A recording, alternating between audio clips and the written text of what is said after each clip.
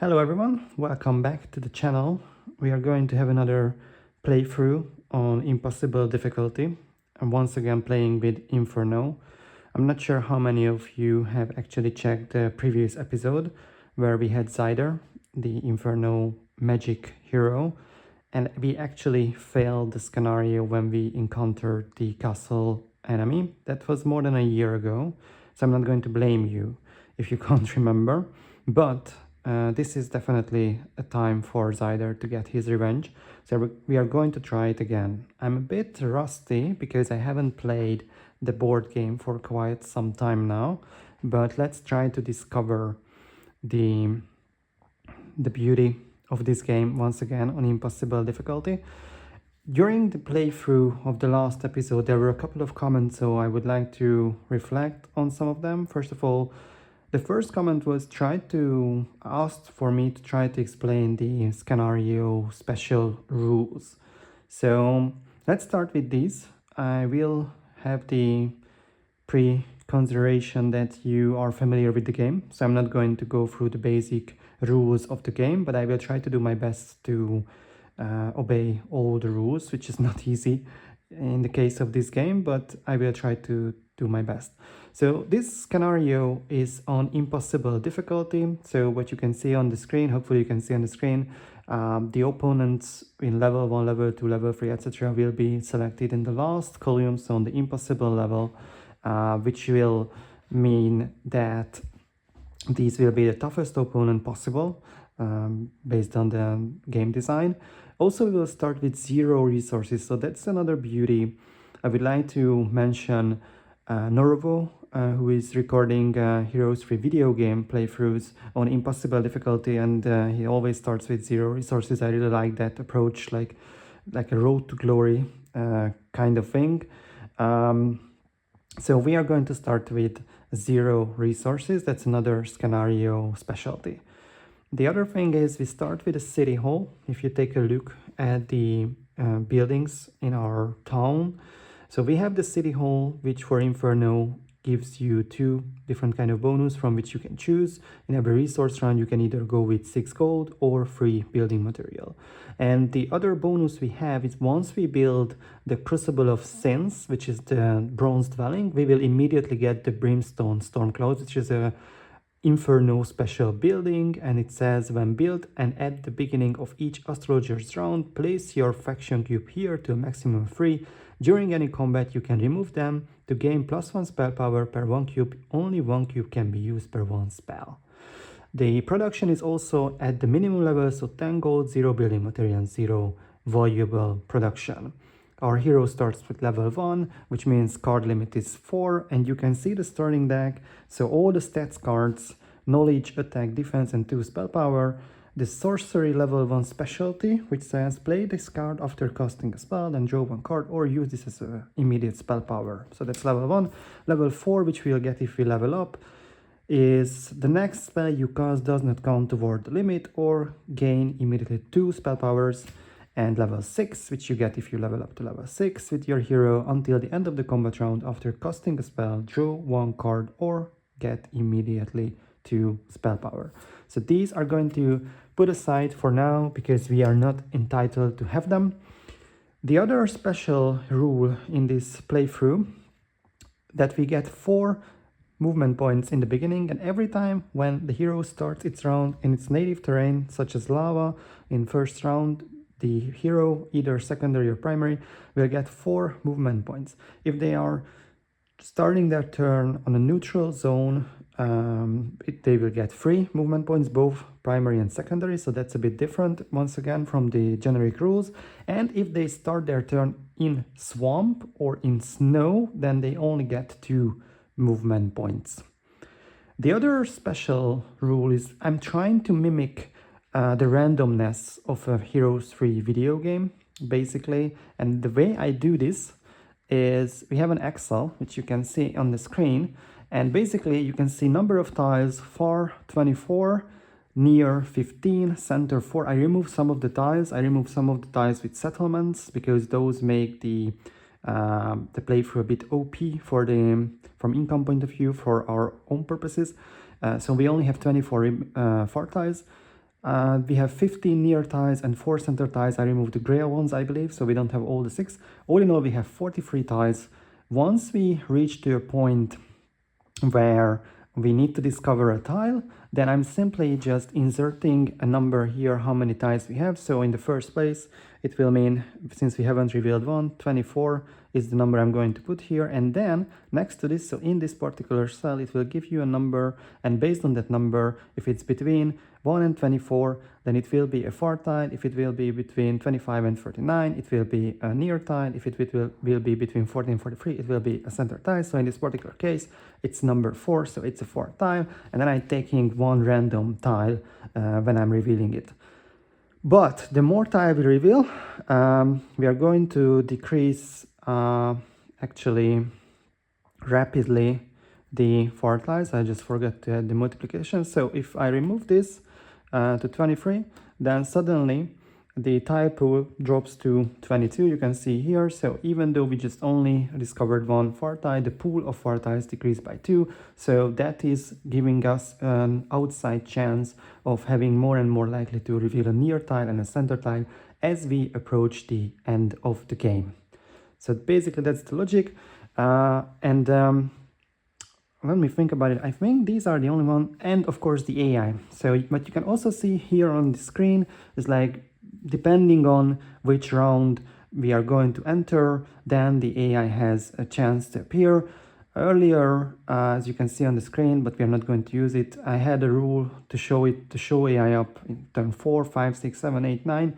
But in this particular scenario, we are going to use the rules from turn 10. So you can see this positive morale token here, which is representing that's the first turn. At the end of this turn, the AI can show up one tile away from hometown center field. So basically, if we reveal any tiles of this by turn 10, then a center tile closest to the town, the AI hero will show up there. And this also dictates the strength of the AI. So on turn 10, it will have a few gold with lower cost, 2 packed silver and 2 bronze random units from the free bronze. And they have 2 custom spell AI card to attack AI card and 1 defensive AI card. And as we progress towards the end phases, the later turns of the game, their strength and their cards are getting stronger and stronger. If I remember correctly, these are the only ones. One more thing, we start 3 packed bronze units, so that's like a kickstart at the beginning. But if we lose any of them in the beginning, it can be a very short playthrough because we don't have the bronze dwelling, we don't have the citadel. So since we don't have any gold, we cannot replenish these units until we actually earn some gold. So in the beginning, it's very important to try to preserve as much of these units as much we can. But sometimes we can fail, of course, with some bad rolls, so we'll see. I think this is all what we had to discuss in advance, already in the middle of this video for quite some minutes. My recommendation would be to start the game. One more comment I need to reflect on. In the previous playthroughs, I had to enter a couple of times my password, which somebody was very awarenessfully raised my attention. So because of that, I had to move those videos to private. But I really hope I will not make that mistake anymore. So obviously I've changed my password a couple of times ago since last September, so no worries there, but of course it was not really professional. So we are trying to do our best not to commit the same mistake. And I think let's start. So first of all, let's shuffle the starting deck, and we will need to draw up to 4 cards, and the starting hero will start from the town. Oops, okay, well, it's in the town. And of course, I think the first couple of steps will not be different from the previous playthrough. So the most optimal game is to capture the ore pit at level 1, get that 2 building material, try to get some good resources. And because most likely we will be running out of cards and we will only have 1 movement point, if any, for the other battle, then maybe that will go to the next round. So I think there just will be 1 fight in the first round, but we'll see. So I've shuffled this deck, and let's draw the first 4 cards. So we have a magic arrow here, a knowledge card, which is always handy, but we don't have an expert effect yet, and defense and an attack. So half magic, half might cards for the very first battle. And again, this is the current layout for our units. We have Cerberus with 8 initiative, familiars with 7 and magogs with 6. All of them has special ability. However, the familiars can only be used against another hero, so will not be very useful for now. Cerberus can ignore retaliation attacks, and they can additionally deal 1 damage to another enemy unit adjacent to Cerberus. Magogs can target a non-adjacent unit, and after that they can deal 1 damage to a unit adjacent to the target. So both Cerberus and Magogs can deal additional damage. We'll try to capitalize on that as much as we can, but sometimes this means friendly fire, and of course this cannot trigger friendly fire because enemy is in the wording. The very first fight that we are going to trigger will have 3 bronze units in level 1 in impossible difficulty. So let's spend our very first movement point and go to the ore pit, try to capture some good building materials. Let's shuffle the bronze unit deck. I think that's the last thing we need to do. And we need to see which 3 units will be our first opponents. Low units like peasant or dwarves would be more welcome. Also avoiding range units would be nice, but let's see. So we have halberdiers, that's great. Gremlins, a range unit, and dwarves. Very slow army. Gremlins go to the bottom row. Halberdiers are faster than dwarves, and let's check their special ability. So halberdiers can treat allied adjacent units as if they had a defense token, meaning that first most probably they need to be defeated before dwarves, because in the other way dwarves would be even more massive. Dwarves are having a special ability as well. If this unit is targeted by any spell or special ability, roll 1 attack die on a +1 result, ignore the card's effect. So basically they have 33% chance to ignore these effects. The turn order as it stands, all of our units can move before the opponent, and we can cast a magic arrow. We can use the knowledge to put it back, so we will have 1 more spell in the next round as well, but we cannot boost our magic arrow, meaning that it will only deal 1 damage. We have 1 attack, 1 defense, so we can use them in the right moment to interact the battle. And Cerberus will start this fight, so we'll need to decide whether we want to cast a spell before we're moving with the Cerberus. Cerberus have 3 attack, 1 defense, 5 hit point, 8 initiative. Halberdiers, which more likely will be the target, as I just described why it's not worth to try to target the dwarves. So they have 4 hit points and 2 attacks, so they will not be able to retaliate to our Cerberus, so our Cerberus will most probably be fine. If we roll a +1, then we would be able to immediately wipe them out. The question is whether we need to worry about that or not. I think the only reason why we want to wipe out the halberdiers right now, because, well, actually, familiars, no matter what, will not be able to engage the halberdiers, because if we move it here to the Cerberus, it doesn't really matter if halberdiers are out or not. Familiars will only be able to access dwarves. And as we said, we need to address dwarves once the halberdiers are out, otherwise we will not be able to deal much damage. And the other problem is dwarves may have a problem. We may have a problem with dwarves regarding their retaliation. Yeah. So probably we'll need to be a bit suboptimal here, and maybe this will cost us another round, but we are trying to defend our familiars, and the way we can do it is we attack the Cerberus, the dwarves. So we are going to use, let me just think this through. So dwarves now have 2 defense. Actually, defense token means it's not an immediate impact on the defense value, but I think they need to roll a +1. Let me just double check. Defense tokens means units may choose to gain a defense token instead of attacking. When a unit with a defense token is attacked, make another roll with an attack die after the initial attack roll. If you roll a +1, the defending unit gains an extra 1 defense. Okay, so it's not an immediate increase, but they have a 33% chance to have 2 defense instead of 1.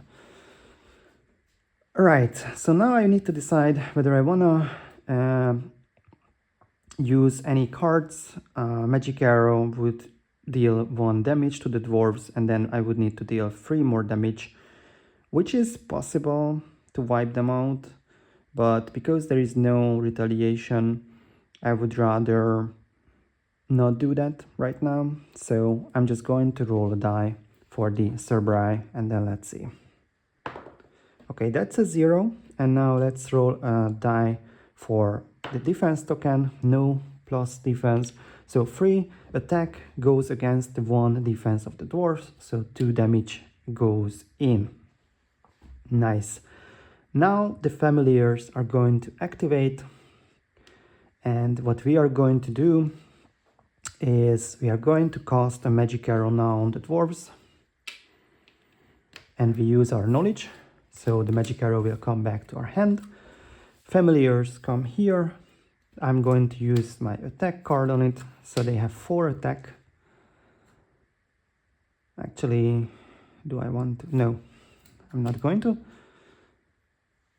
I'm just thinking, but probably this will be better, because then I can finish both the halberdiers and the dwarves with magogs. That would be the... Yes, okay. So no attack, not right now. This is a +1.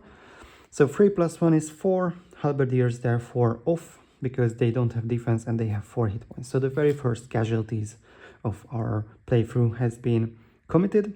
And now my plan to attack both the halberdiers and the dwarves are gone, even though I didn't use my attack card. Question is, so if I attack the gremlins, I need to roll with 2 dice, but if I use the attack, then no matter what I roll, so no matter the combat penalty basically for the magogs, I can wipe out the gremlins and I don't need to harm my own Cerberus. And then dwarves need to prioritize Cerberus because that's the closest bronze unit, and basically the retaliation will kill them off. So what I'm going to do, I'm using the attack on the magogs. I'm going to roll for a combat penalty, that's a -1. So 2 + 1 is 3, -1 is 2. Gremlins don't have defense, they have 2 hit points. So basically they are out of this game. All of my units have been activated now, and that means dwarves are activating and they are attacking Cerberus. And actually we need to roll 1 more, because when I casted the magic arrow, we ignored the dwarf special ability. So let me correct that. If this unit is targeted by any spell or specialty, can roll an attack dice. So I need to roll now, and if it's a +1, then dwarves will only have 2 damage and not 1, but it's a -1, so no mistake there. So now dwarves are attacking the Cerberus. Let's roll for that. That's a 0. 2 + 0 is 2, -1 defense, 1 damage goes in to the Cerberus, and then Cerberus retaliate. No matter what I roll, it's 3. 3 -1 is 2, -1 is 1, damage goes in, and that's enough to take out the dwarves. Again, it's very easy to commit a mistake, but we'll try to spot these mistakes early enough and correct them. I hope it happened the right way this time, but we'll try to keep them in mind going forward.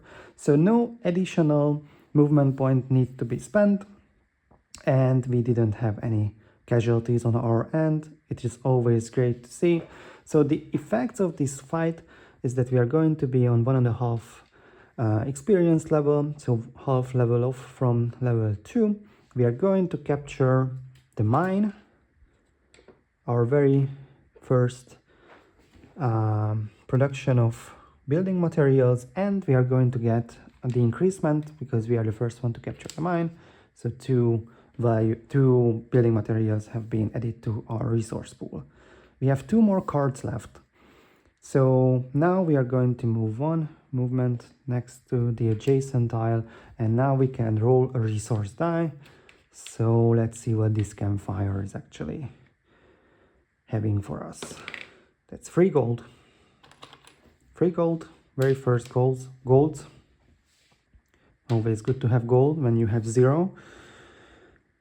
And now we have 1 more movement point. So we either go back to our castle, or we try to take another fight. So we have a magic arrow. We could theoretically assign 1 more damage. The problem with this, and the reason why I usually just ignoring this is because it's very risky to not have the option of spending one more movement point. Retreating for this battle, from this battle and maybe having some casualties is probably a nightmare at the start.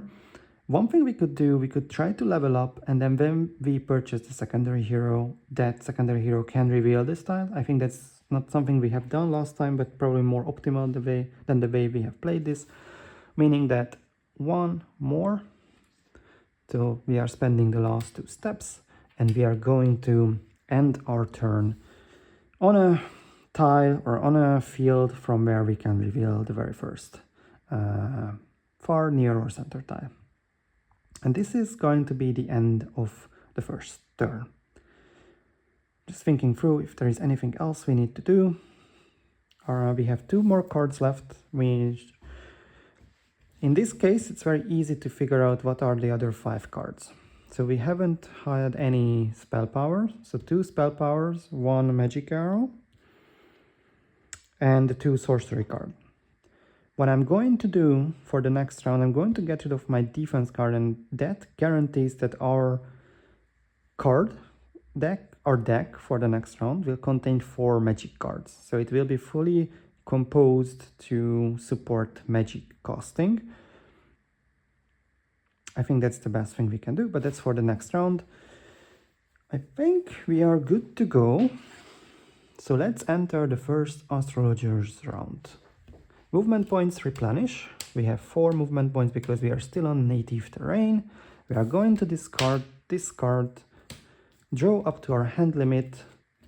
Let's see, we have the sorcery, not the specialty, but the ability card, which is, since we don't have expert yet, we can draw 1 card. And also it gives a spell power. We have 2 magic arrow, so we have spells for 2 different rounds. We have a spell power, and that is going to be our hand for the next round. So level 2 fight, let me just scroll down a bit. Level 2 fight means 2 bronze, 1 silver. I'm fairly optimistic that we can do that fight, but of course it depends a lot on what enemies would we actually draw. And also because if it's a level 2 fight, we are not yet level 2, so if we do that, we would immediately gain a full experience level, so we would end up in 2.5 instead of 2. So that's also a bit riskier, but more profitable way of doing things. Let's see what astrologers proclaim. This is the week of the Swift Visa. Until the next astrologer's round, once per turn, each player can reroll a treasure die or a resource die. So let's put it here because it's easy to forget, but there is no guarantee I won't forget it. Okay, we have 3 gold and 2 building material. This is an astrologer's round. Therefore, we don't have any additional resources. There is nothing we can purchase.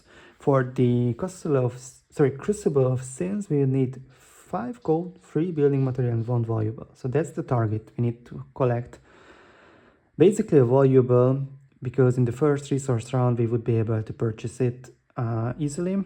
So somehow we need to collect valuable, but of course that depends on what tile we will reveal.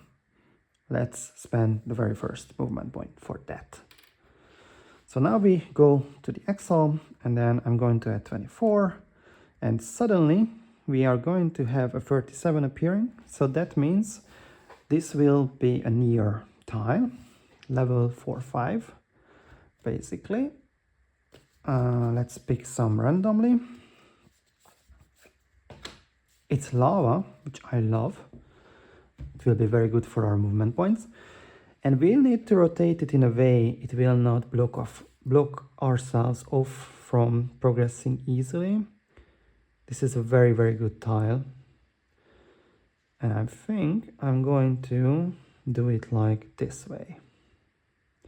That means 3 gold immediately from the water wheel. We can also find treasure chests there, and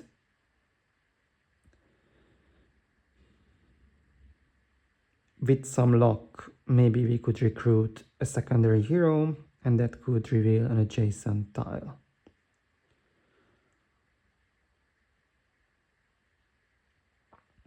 Yep. So let's spend, obviously these fights, like this level 4 and level 5, is not possible for us to take. Therefore, we need to go this way, and then we need to reveal a tile to here, basically.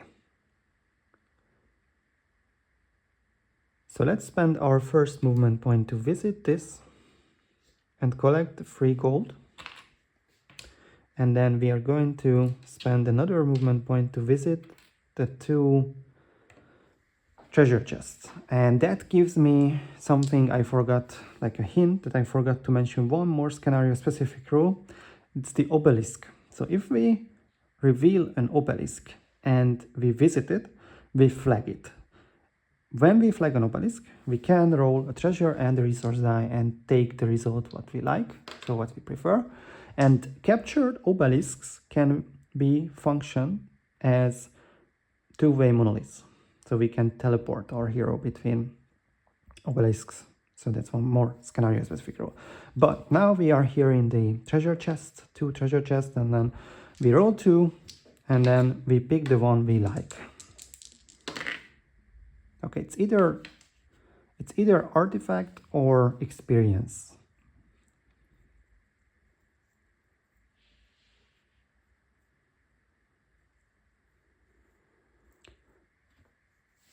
I like the artifact better here because we are up to for a level 2 fight, right? And the level 2 fight would give us, since it's still above us, it would give us 2 more experience level.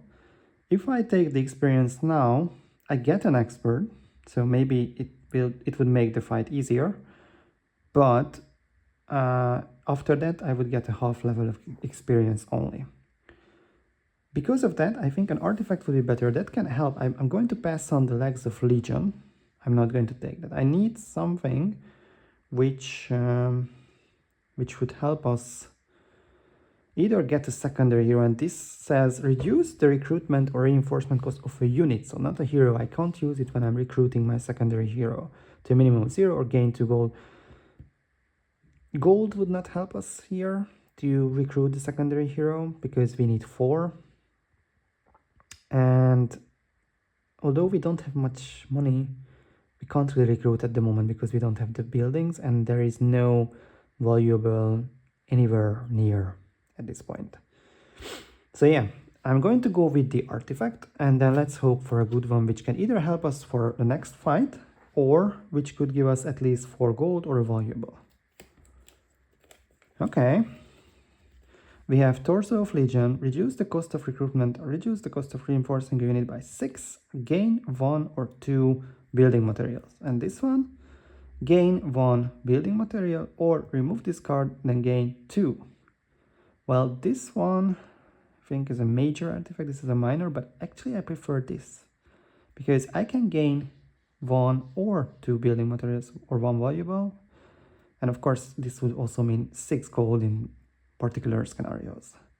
So I'm going to go with Torso of Legion, and I'm going to immediately play it for 1 valuable to make sure we will be able to buy the Crucible of Sins after the...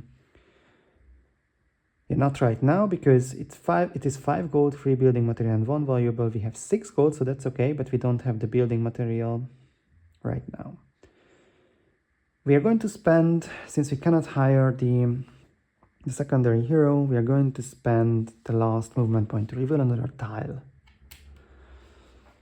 And now we need to decrease the remaining tiles for the near tile to 14, and the next tile is free, which is a far tile.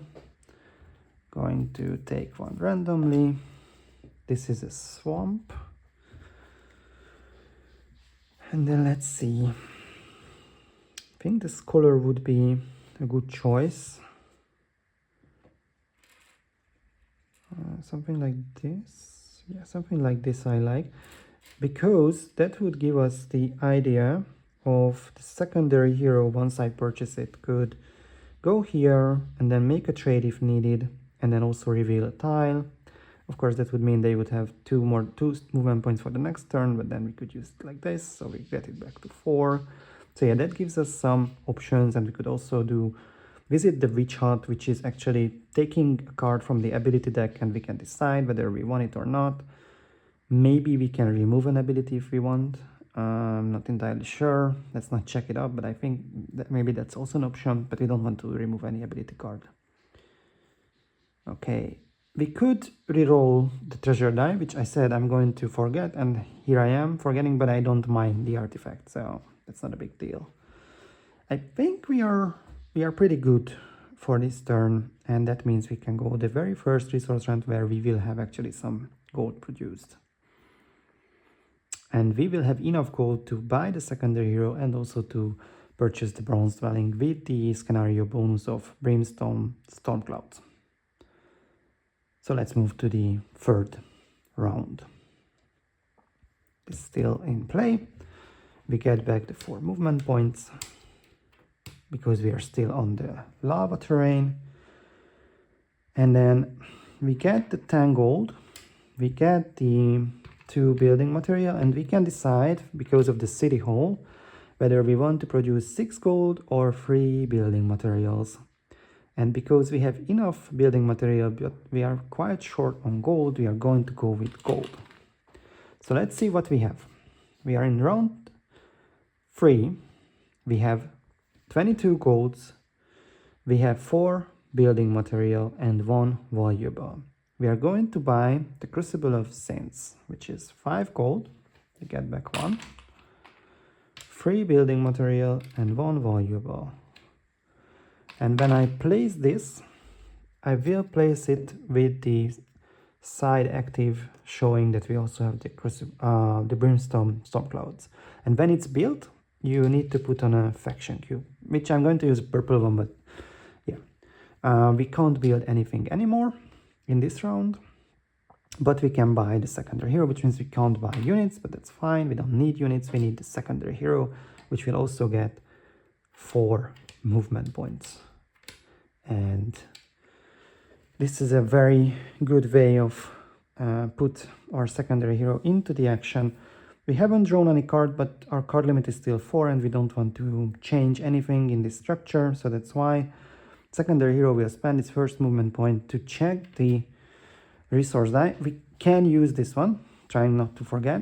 And the only time I think we are going to reroll if it will be experience, because secondary hero cannot collect experience.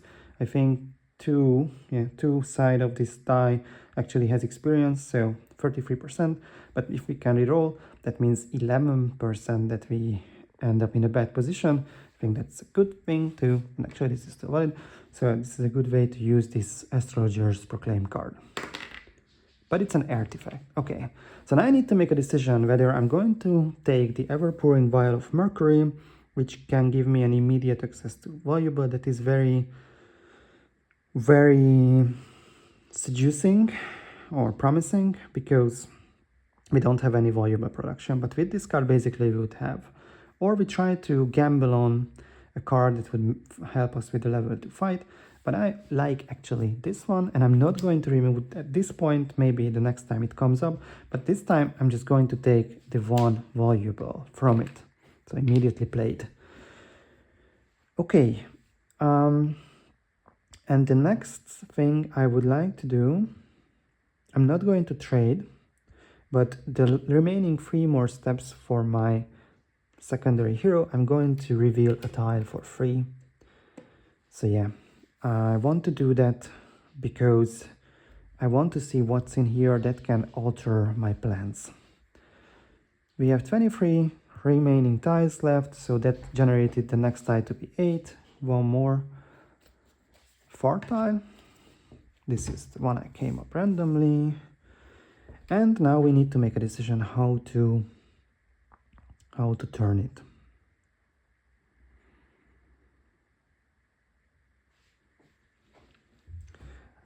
With this one we can get additional valuable. That's always handy. And we could just cross it. We can ignore the witch hut since we get a witch hut here. This is not a swamp terrain, so I would get 3 movement points if I finish my turn here. That would be the target. So probably 1, 2, maybe we need to spend an additional movement point, then 3 or 4 end up here. I don't think I'm going to purchase a War Machine, but we can see based on the gold situation, which is going to be 7, quite sure. And I need to see the price. So War Machine Factory. War Machine Factory.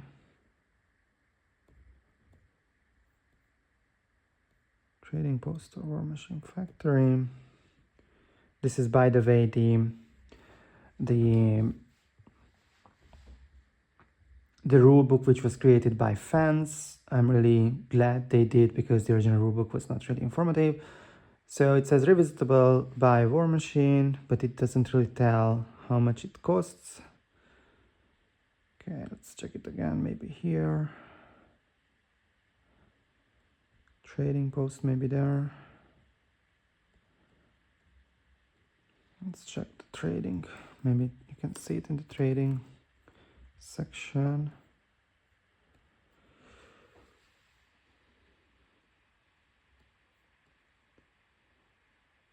Okay, it doesn't help.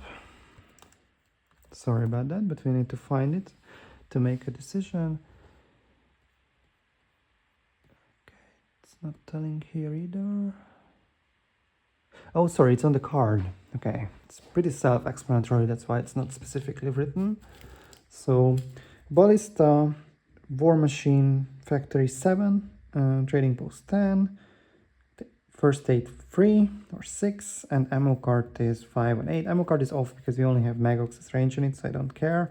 Maybe we can purchase a First Aid 10. That could be for free. That could make actually difference, but obviously it only makes a big difference once you have more rounds to play, so not in the early game. But anyway, okay, now we know that. So let's go back to the difficulty. Because we are going to take a level 2 fight, 2 bronze, 1 silver, and I think we can agree that this is a good way to put this. Secondary hero cannot move anymore. We have 4 cards. We are going to check the Witch Hut, by the way, just to make sure we are playing it right.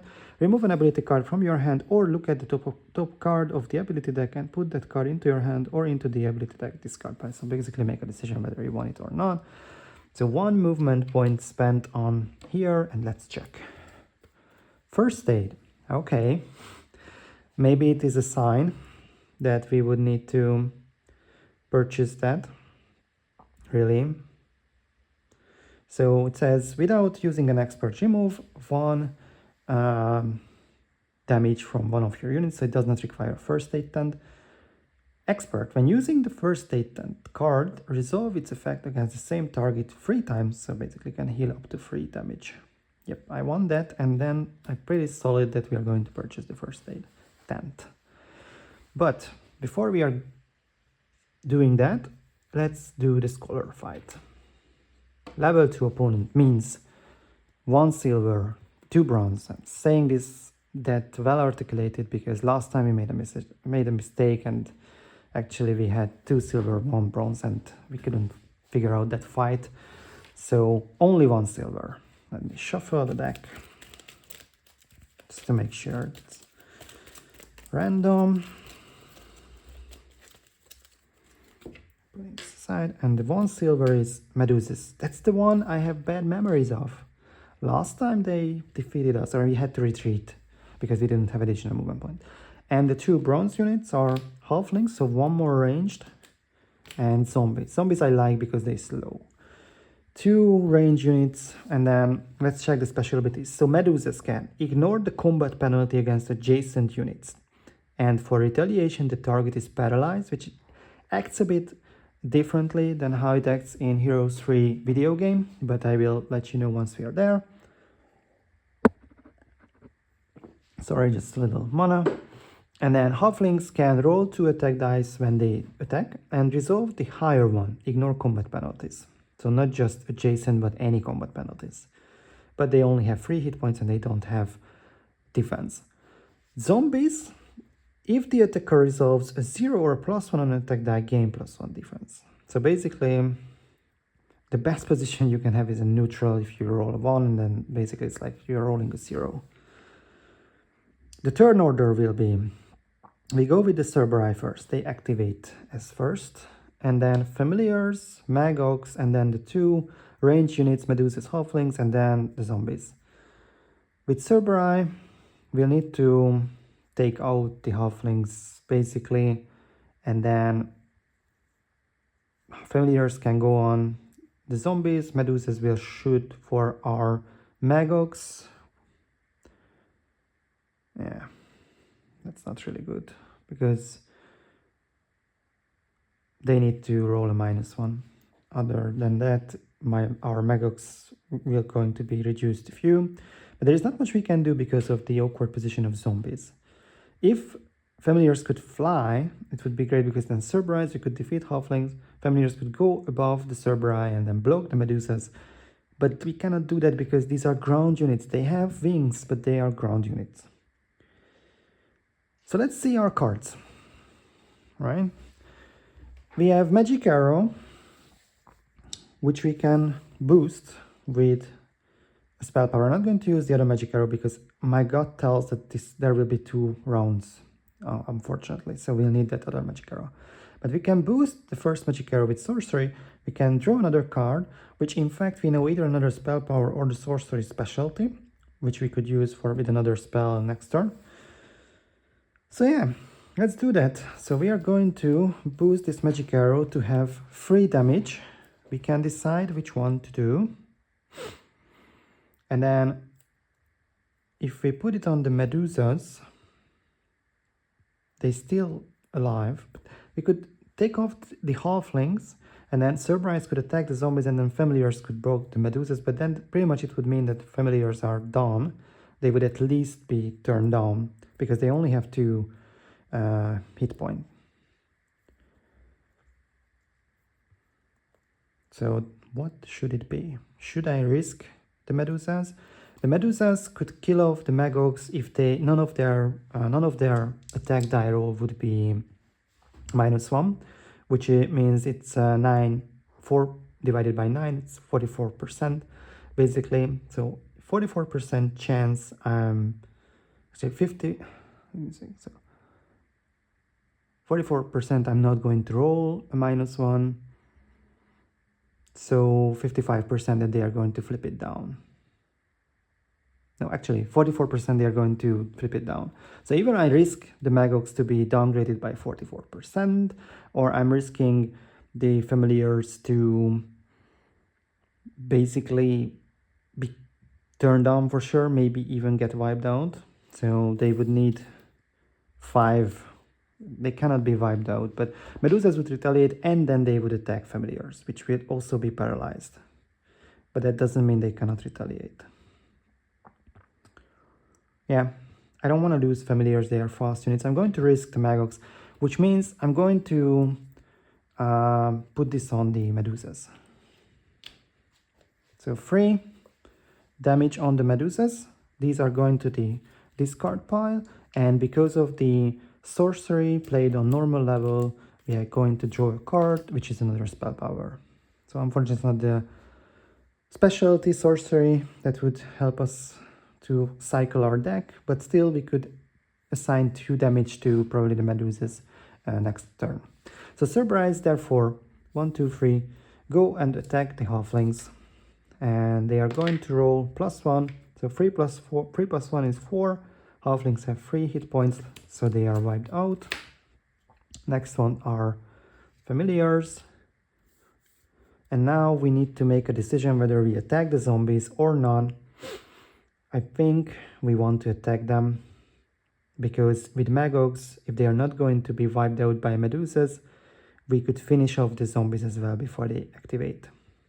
So that 55% chance is even better for us, because then we could theoretically wipe out the Medusas and the zombies in the same time.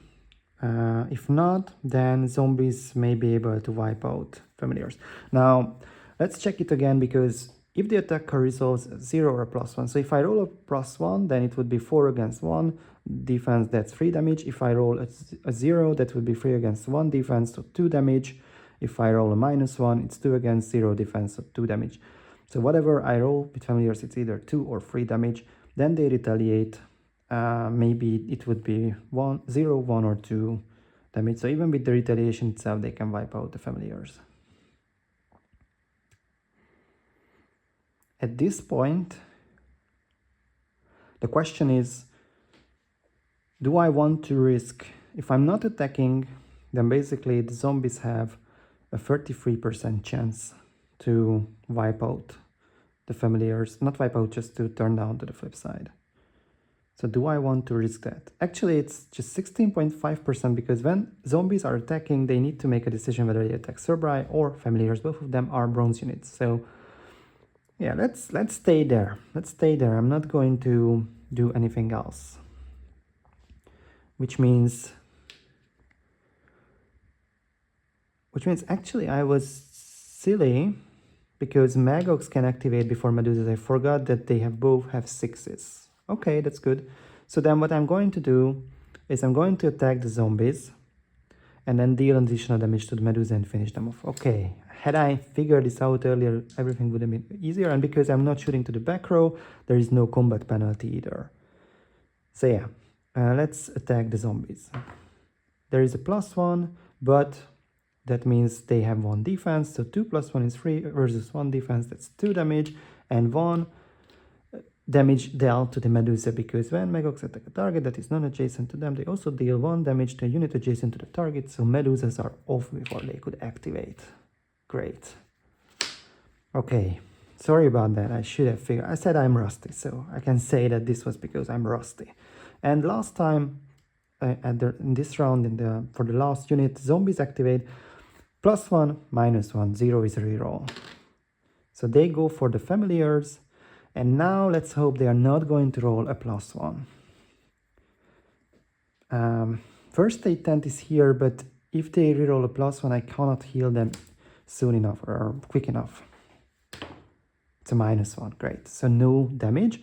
And now familiars can retaliate. So what we would really need is basically not a -1. Or even with a -1, we can do it. Okay, yeah, but with +1, 3 + 1 is 4. Zombies would get 1 defense, so 3 damage goes in, and that's enough to kill them off with the retaliation. Great. Okay, I a bit overcomplicated it. Sorry about that.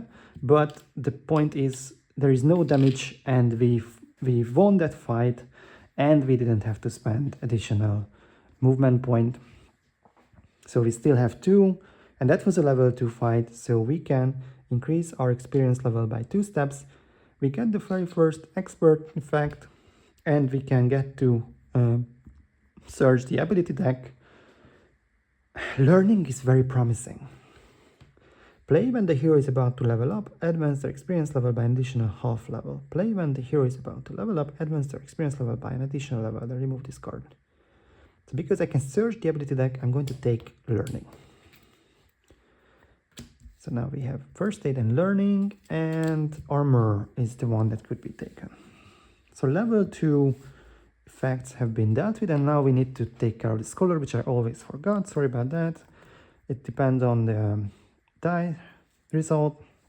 So we need to roll an attack die, and then +1 gain a statistic card of your choice, or remove a statistic card from your hand. I don't want to remove spell power. 0, draw 2 cards from the ability deck, gain 1 of them and discard the other. So it's almost a search, but I couldn't have done what I just did with the learning. And -1, draw 2 cards from the spell deck, gain 1 of them and discard the other. So let's roll.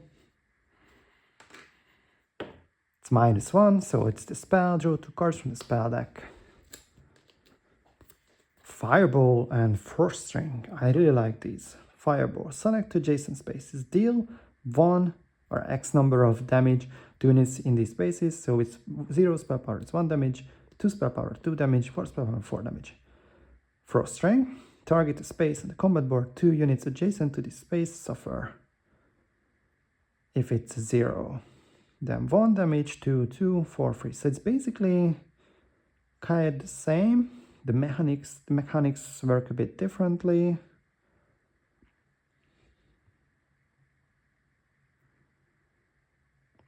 A ions tend to stand next to each other, but with the ranged melee kind of setup, if I select this, I could target. But with the fireball, I could target these two. With the frosting, I could. There is not much of a difference here. I go with fireball, and maybe I will try to take frosting later. Fireball fits more to the Inferno thematics. Just that's the reason only.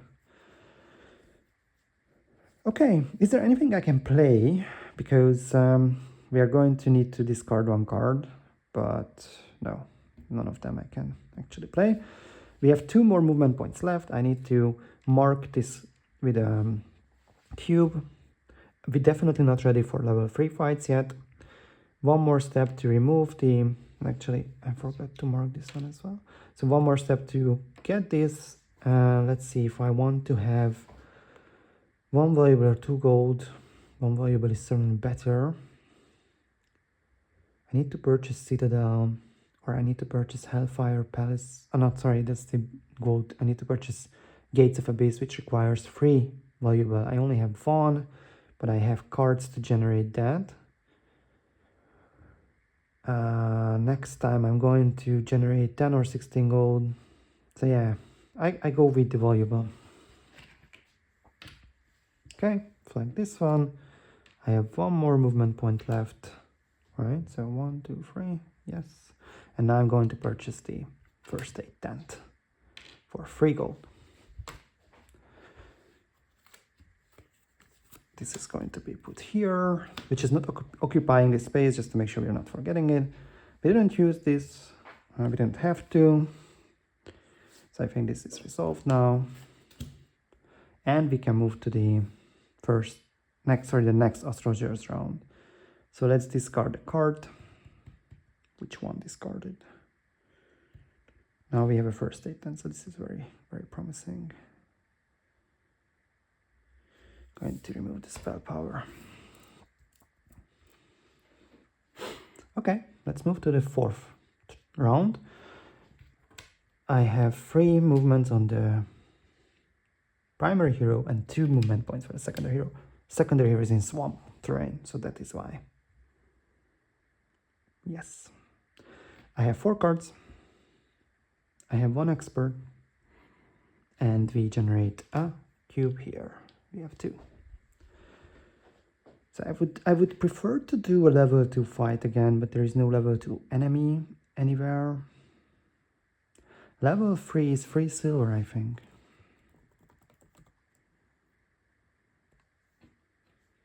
Yeah, 3 silver units. That's definitely not enough for us. We need to have silver units before we take that fight.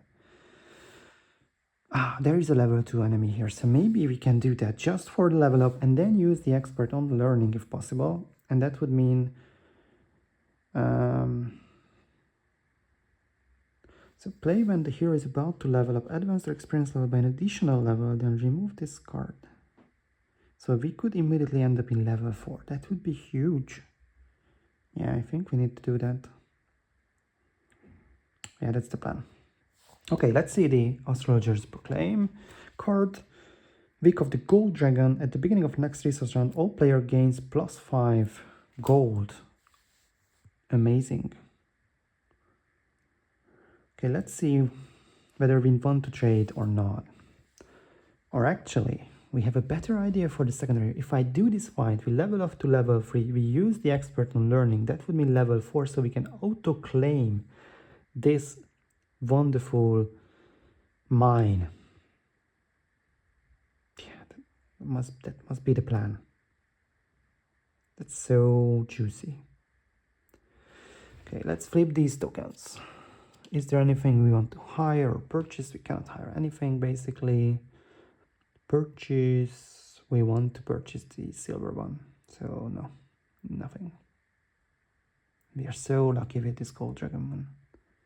Okay, so first step, let's go for the witch hunt. Again, 2 bronze, 1 silver. 2 bronze, 1 silver. 2 bronze, 1 silver. Yeah, and we won't be able to use the expert with the first aid tent, but still it's here, so we can heal our units if needed. So let's see the silver. Crusaders, okay, they are not really fast. Bronze, gargoyles, they definitely fast. This unit ignores paralyze effect. And elves, range unit. Okay, we definitely want to use the fireball. And we can use a cube on it. We could boost with a magic arrow. Yeah, so that means we could select these two fields and then assign to, yeah, it must be done. So fireballs, select two adjacent spaces, deal X number of damage to units in these spaces. So we go with 2 spell power. One comes from here, one comes from here, and 2 damage on the elves and 2 damage on the gargoyles. Not particularly the. Should I go for the Crusaders because they have 2 defense? Maybe I should forget about the elves, but then elves most probably will wipe out Magogs. But again, the same thing. Okay, Magogs will come first, so let's do this instead. So these are the 2 fields I've selected. Again, Gargoyle is the fastest. So, sorry, if Gargoyle is the fastest, then I can't do this.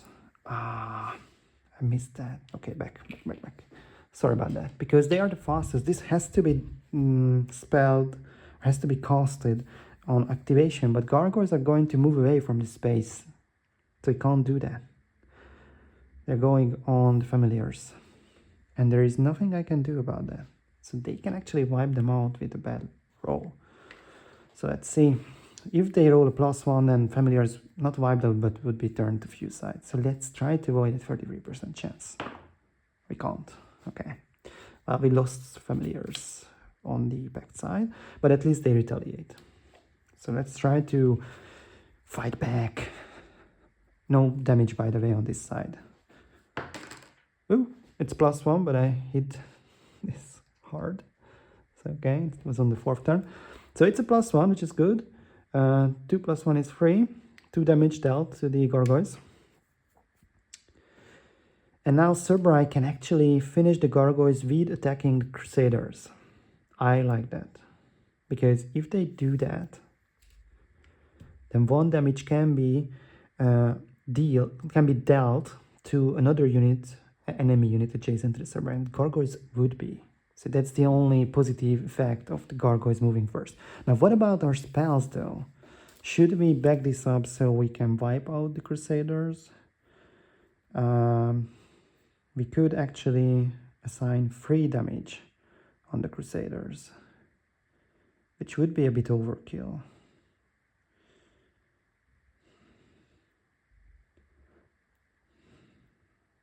What if we assign 1 damage with the cube? Then we could preserve the fireball for next turn if we want. Now this is a particular scenario where frost ring would be better, but we went with fireball.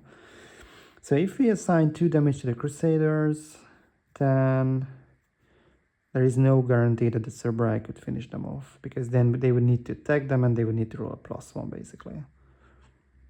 Yeah, let's not do that. Let's go with the fireball boosting magic arrow instead of the other way around. Now we are spending this cube so we can assign 3 damage to the Crusaders.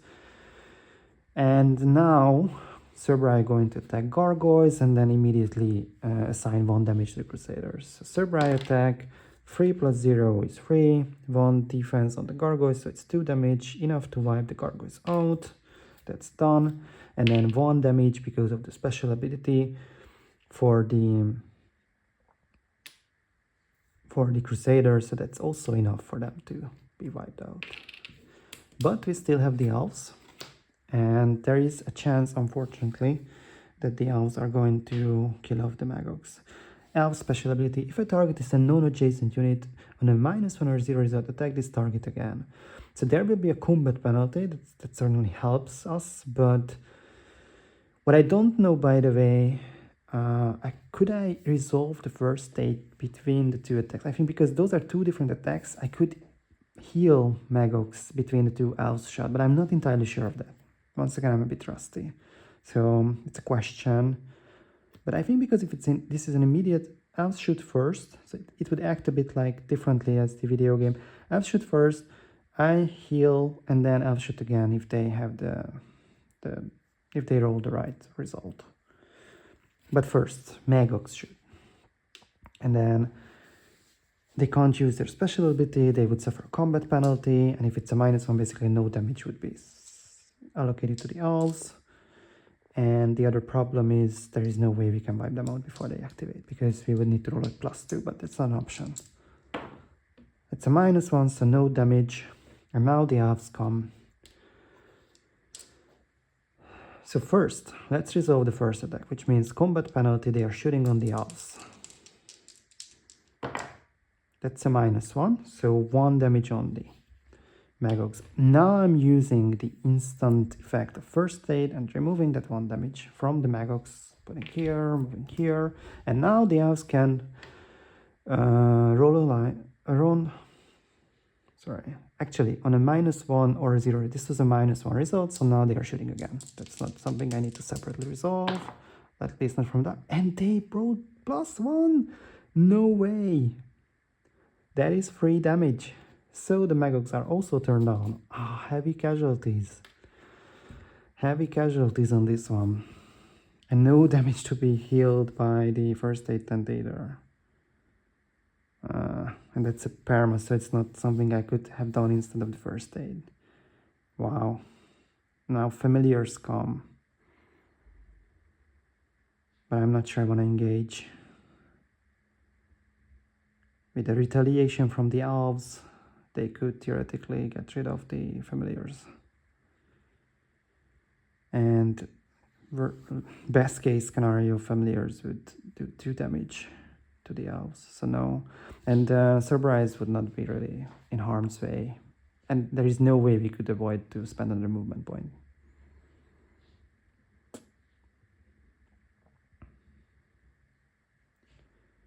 Okay, now I need to check this. This was my very first. Okay, we are good, sorry. I was just confused about the number of arrows left. So we need to spend another movement point, but before we do that, let's just stay here. Okay, let's stay here, not moving. So it activates, but we do a defense token. Okay, nothing to heal by the first aid then. So next round begins. There is nothing I can do with my cards, but I can go with my Cerberus, and there will be no retaliation. With the Cerberus, +1, 3 + 1 is 4, so it's enough to wipe out the elves. Alright, there is nothing they could, nothing saving them. Okay, so no units completely lost, but both Magox and familiars are now on their few side. So we really need that Citadel to reinforce them, or we really need silver units. But we did this fight with a purpose, which was to get the level up. So now we're at level 3. We can. I'm hoping for a magic ability. So let's see. Sorcery. Okay. Estate's also good, by the way. I would really need that money. Okay, let's go with these states. Sorry, I wanted to have the magic one, but it's going to be estates. And now I'm spending my expert on learning. When about level up, we can get a complete level. So now we are at level 4. We get back that expert, which we are going to spend on estates. We get 6 more gold. That was needed. Okay, this also needs to be resolved, which is we are drawing this and we decide whether we want it or not. At the start of combat, you can switch the position of any 2 of your units, or an expert during combat, you can switch the position of any 2 of your units upon activation. So that's not an instant. Question whether we want to do that.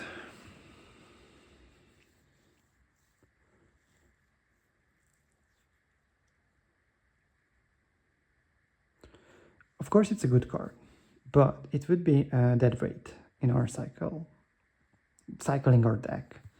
So I'm going to pass. Yeah, it's painful, but I'm going to pass. And I have 1 more movement points left, which I'm going to spend here. Oops, sorry. And let's see that artifact. legs of Legion will be useful, so I'm taking that. So once again, oh my god, all of the legs and loins and everything is coming up.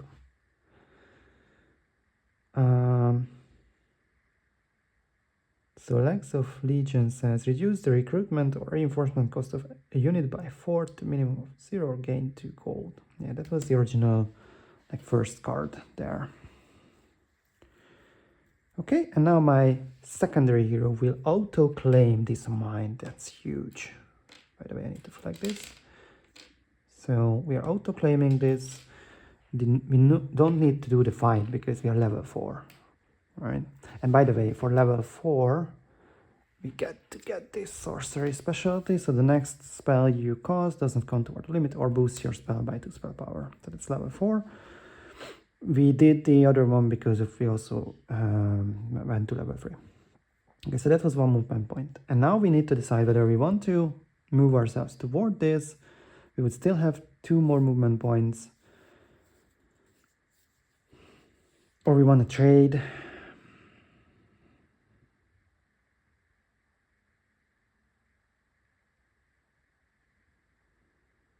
So next turn, and by the way, sorry, we have 1 valuable production as well, let's not forget that. So next turn we are going to produce 21 gold if we want, or 15 gold and 2 building materials.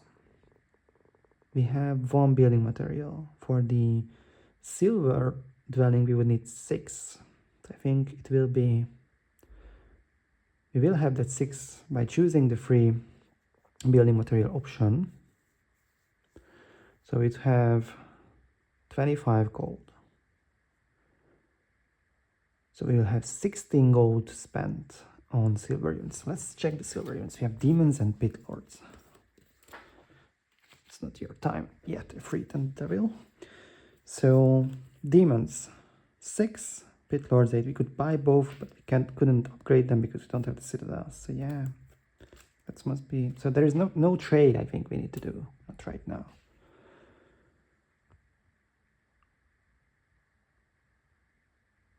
So yeah, let's move this way. Closer to our native terrain if we want. Okay, I think nothing else left.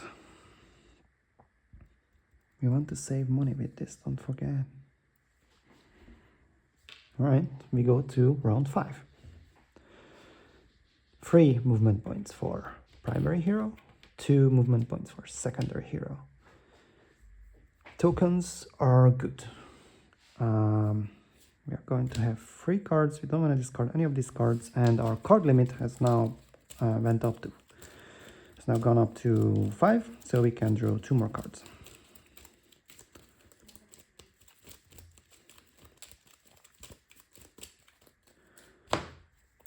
States. Torso of Legion. Maybe we could go for a combined air defense. Unfortunately, it's not in the game, but we have Torso of Legion, Loins of Legion, Legs of Legion, Head of Legion, I think is the last one what would be needed. Okay, so let's think about this. We definitely want those silver units. What would be the right turn order? We can reduce the recruitment cost by 10. That's massive. Okay, let's do the production first. So 15 gold because 5 plus 10. So that's pretty straightforward. 15 gold. We go with the free building material for the city hall. So all in all, that's 5 because we have 2 production. So now we have 6. We also produce 1 valuable. So we have 4. We are going to buy the Gates of Abyss, which is 9 gold. 9 gold. Let me just move this, sorry, the wrong place. 6 building materials. Yes, 6. Okay, they're still good. And 3 valuables. Very well.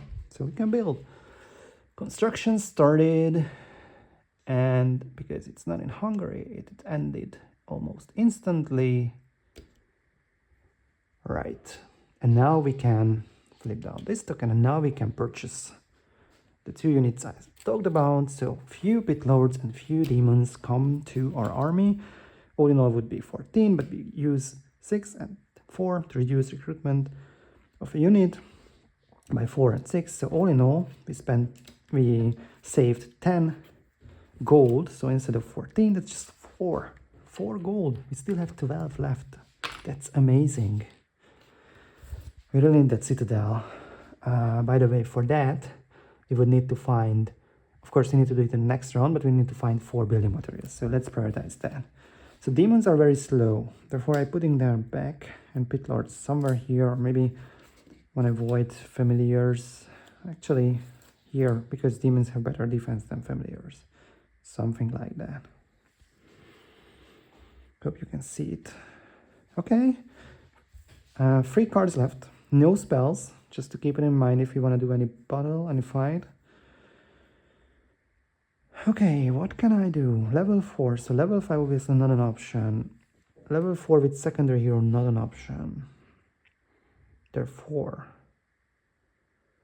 if I come here, I will get 3 movement points from this side, or I can come here, 4 movement points from this side. It's basically the same position.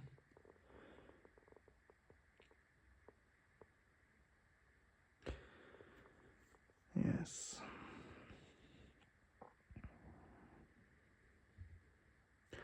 One thing I forgot to mention, by the way, we resolve this.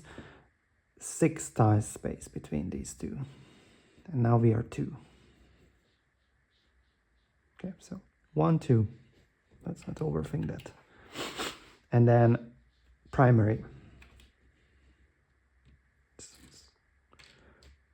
Let's capture this. We get additional valuable production. This is auto-resolve because level 3. Level 4 is very overpowered at the moment here. And then let's reveal a tile. I hate to do that with primary, but there's nothing else to do. So this is 22. The pool is now 20. So 28 means it's it's a near tile. Moving here. Okay, let's familiarize ourselves with this. We have a trading post. We also have positive morale. I love those fields. So yeah, probably this one. Level 4 fight is 2 silver, 1 gold. I'm definitely not ready for that. We need a citadel to do that. Or better cards. Do we want to trade for building material? That's the question. We could speed up our development if we do that. We need 4. Now, regarding trading, if we want to trade, like, I would definitely not trade valuable because we will need that valuable. Just look at it. 4 valuable is needed plus 1. 5 valuable is needed if we buy the citadel and the hellfire place. So, although we have 2, and also we have cards. So. What's the exchange rate? So if I want to purchase building material, then I would get 2 building material for 1 valuable. Sorry about the barking. The dog also has it. He's saying, but yeah. So I could go for selling 2 gold for 1 building material. So 8 gold for 4 building material. So we could immediately purchase it in next round. Probably we need to do, but we can do that with the secondary hero next round. This round we cannot build anyway.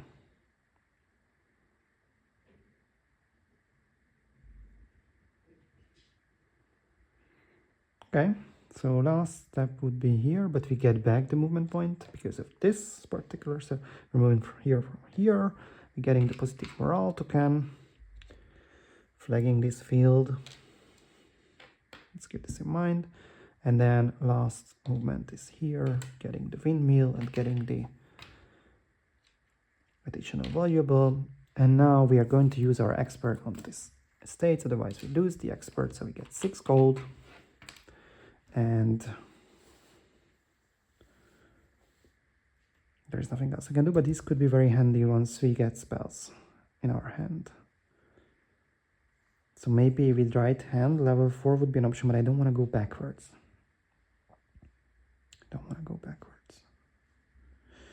Okay, I think this is it for round 5. Nothing else I can see. We forgot to flip this token down, but we're going to move it back soon. Okay, I need to drink, and then we continue with round 6. Give me a minute.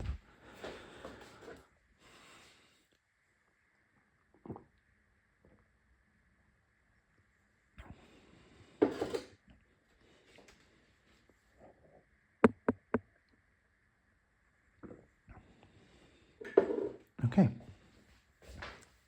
Round 6, another astrologer's round. Before we resolve that, let's draw up to our hand limit. So yeah, maybe this will be the time when I'm going to remove this card.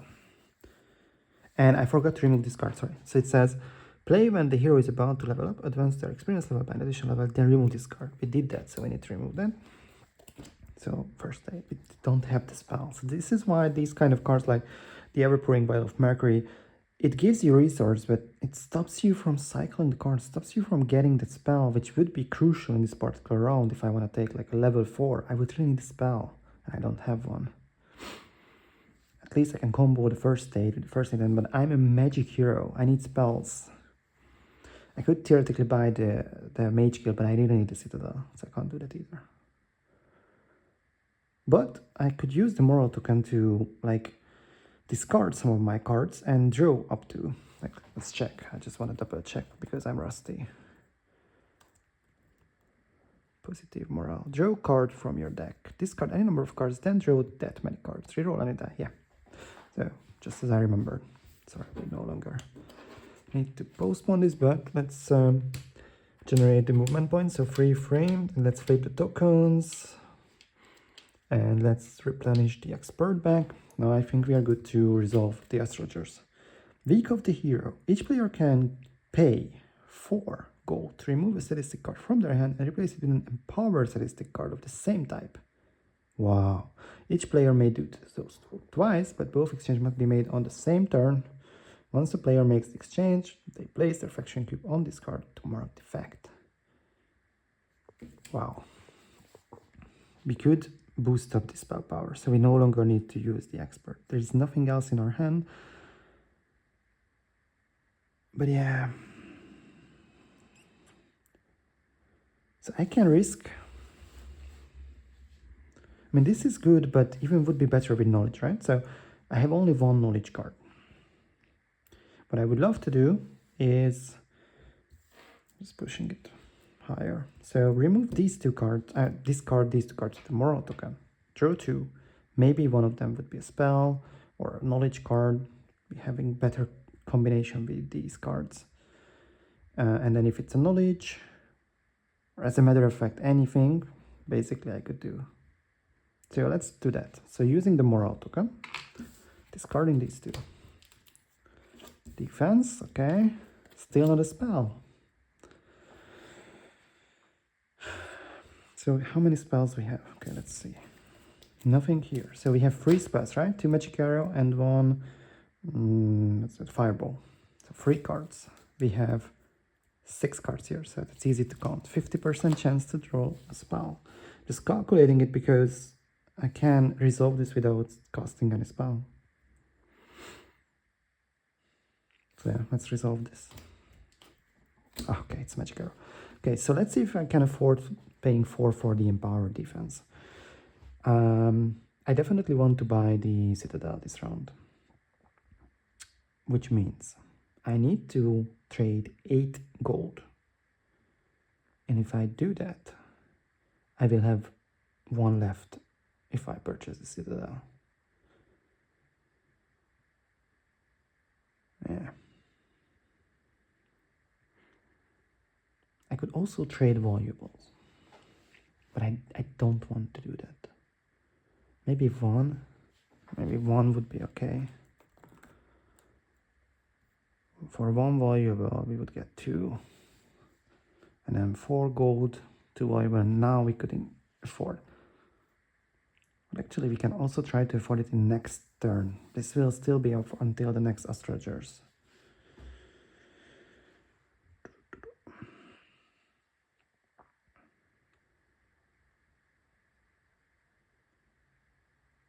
So if I buy the citadel,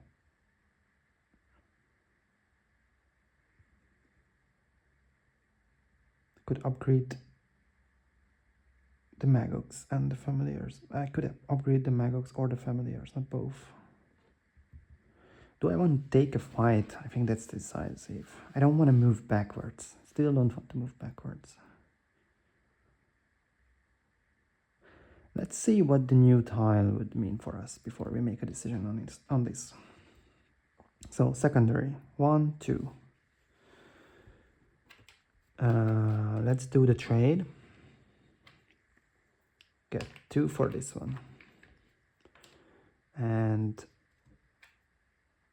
2 for these ones. So 4 gold, right? 4 gold. Yes. Okay.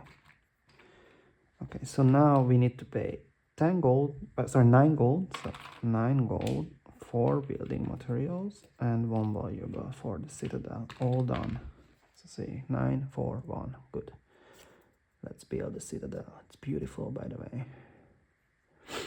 Okay, so I have now 5 gold left. Okay, no more trading. Last movement point reveal, a tile. And it's 12. Generated number is 12. So typo is between 1 and 20. It would mean 4 tile. So yeah, let's take, I don't know, let's take a second. Wow, that's not lava. And now we have the this one after I traded. But anyway, it will be useful. Yeah, I definitely feel we need to move towards this. So we need to forget about the Pandora box. It also means we are not going to take any fight.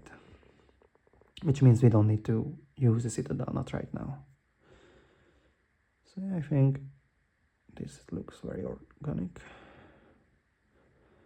So primary hero, 1, 2. Capturing another building material, generating mine. This one is a wood mill. Flagging it.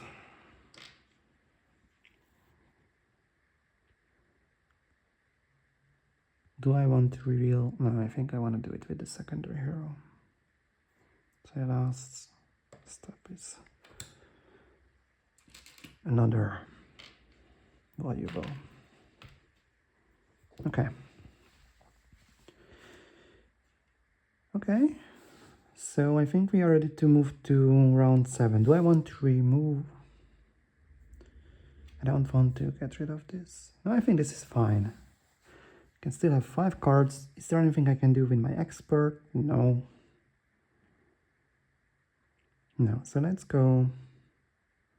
And because we did this trading, and because we, let me think about it. Well, the Hellfire Palace. Hellfire Palace requires 9 building material. Now we generate 4, so it's 6. If I'm not choosing the gold, that would mean I will have 15 gold. So I could upgrade the Pit Lords. That could reinforce the demons if I, for example, somehow get rid of my familiars in a fight. Yeah, that sounds very good. So 15. So I would be having exact money. But then I may be lucky with this fight. And the library, or what is this? Not library. That's library. You may pay 3 gold to remove 1 statistic card from your hand. Replace it with another statistic card. Wow. So for 7, I could actually remove this and to have a knowledge, and then upgrade it to an empowered knowledge for 7. So now I would have 2 knowledge. That's a must-have.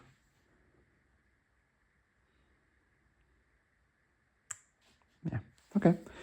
So moving to round 7. Cards are okay. We are going to get 3 free movement points for both of our heroes. Forgot to flip the token, but now it's okay. Cards are okay. Secondary hero reveals a tile. That's number one, step number one. Let's generate. It says 12, so it's still a 4 tile. Not by much. Okay, let's take the top one. Okay, one more necromancer, kind of cursed field. Do I want to come to this area with my primary hero or going towards the enemy? I think going towards the enemy is the answer. So I'm just telling this because do I need to worry about this? Actually, yeah, this would make sense. And then secondary hero could take care of primary hero, could go. Yeah, I think that's the route we need to take. So another redwood observatory with the secondary hero, and now it is 24, so it's a near tile. Snow, I hate snow. It's snow, but it has an obelisk and it has a way out with the additional movement point. Obelisk is great. Do I want to do the level 4 fight? Like this? No. This, and then we would do a level 4 fight or go to the witch hut. Yeah, I think that's the best way of doing it. And then one more movement point.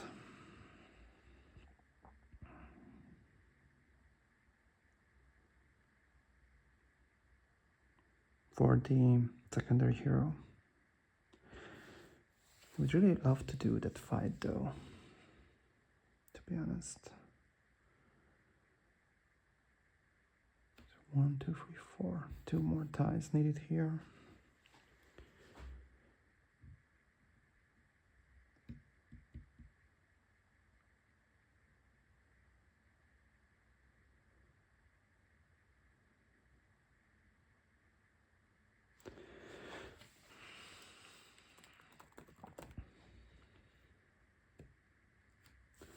Level 4, 2, silver, 1, gold.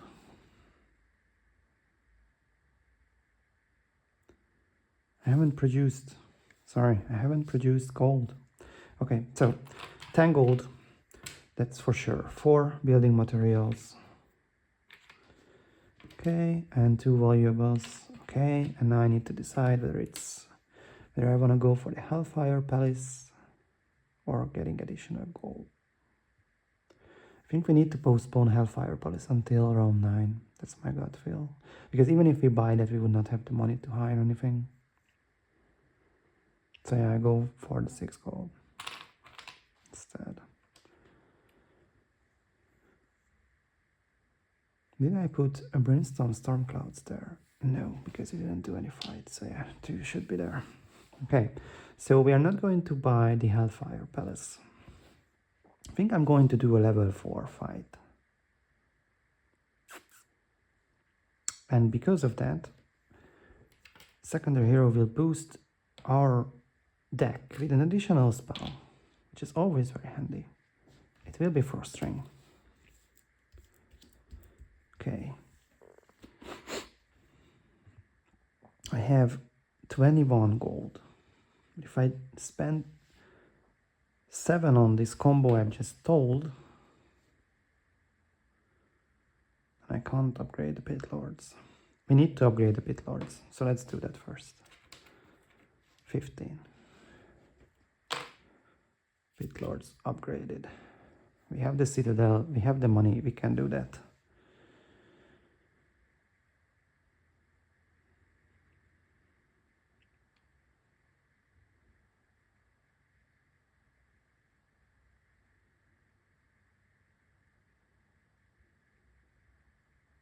Can't trade, can I?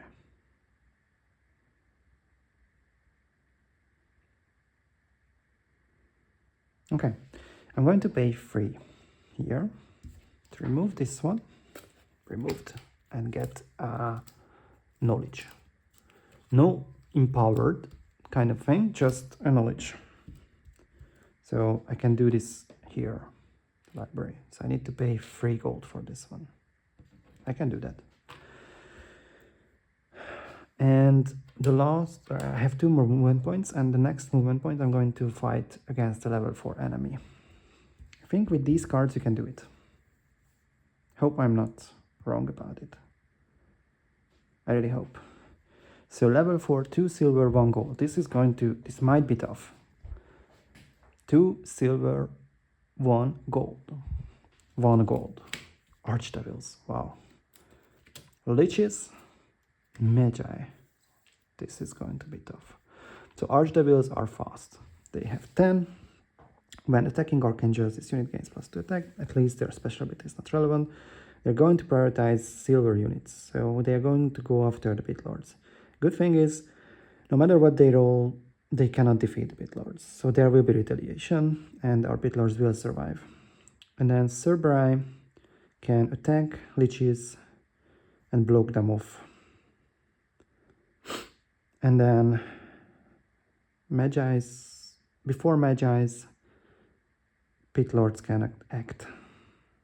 Okay, so our spells are not instant spells, which means we can't use them right now. Therefore, Archdevil starts its turn, attacks the Pit Lords with 5 attack, -1, 4, 3 damage goes in.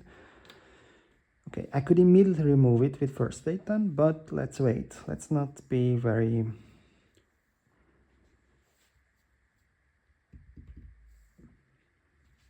Let's not rush it. That's what I'm trying to say. Okay, so we have the next sorcery on level 4. The next spell you cast doesn't count toward the limit. I want to use this. And then I want to use the Frost Ring and put it here. And I need to boost it.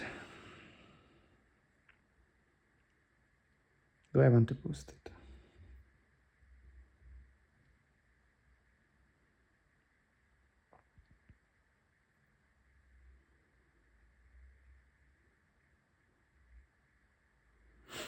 Maybe I should do the expert knowledge instead. Yeah, let's do the expert knowledge. So I'm using expert on knowledge. I'm going to cast this in itself without boosting it. 1 damage goes in because I chose this spot. So 1 damage goes to the Archdevil and another damage goes to the Liches. Then I take it back because of the expert knowledge. And now I can cast another spell. Still cast another.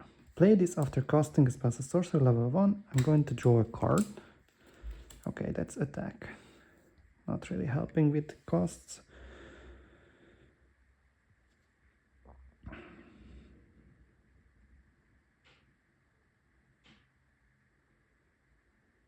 Okay, and then I'm going to use level 4 sorcery, but not with this part, but the other one. So boosting the 4th string with 2 spell power, picking the same spot. And now we have 3 damage on the Archdevil and 3 damage on the Liches, but I cannot cast another spell in this round. Okay, now Cerberus, move up, 1, 2, 3. They are going to attack the Liches and assign 1 damage to the Archdevils because they're special ability. Let's see what we roll. So Cerberus, actually I'm boosting Cerberus, 4. Not using an expert on that. Okay, 4 plus 0 is 4. That's enough to wipe out the Liches. They don't have defense. We got rid of the one of the silver units. And assigning 1 damage to the Archdevils because of the special ability of Cerberus. Okay, we have Magic Arrow and First Aid. We need to deal 3 more damage to the Archdevils. And now Pit Lords are going to activate. Because Magi is going to prioritize Magogs, I don't mind that, to be honest. So with Pit Lords, we're going to resolve the other expert for First Aid. When using the First Aid 10 card, resolve its effect against the same target 3 times and remove 3 damage from the Pit Lords. And now they move 1, 2, coming here, and they are going to target the archdevils. 5 plus 1 is 6. 2 defense on the archdevils. That's 4 damage goes in. Archdevils are dealt with. Okay. Now Magi's come. They're going to shoot on the Magogs. Ignore combat penalties, so they don't need to. They don't need to suffer combat penalty. They roll a 0. I need to discard a card with spell, so Magic Arrow is out of my hand because Magi's special ability, and Magogs are actually defeated. So Magogs are killed off. So now if I spend 1 more movement point, I can use the Pit Lords. I can use the Pit Lords to reinforce demons.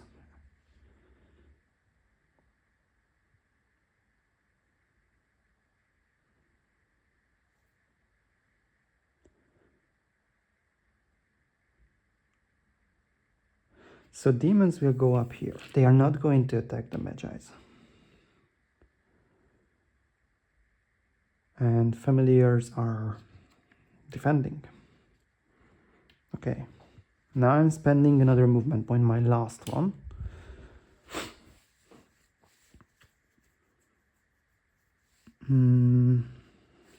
All of these are removed.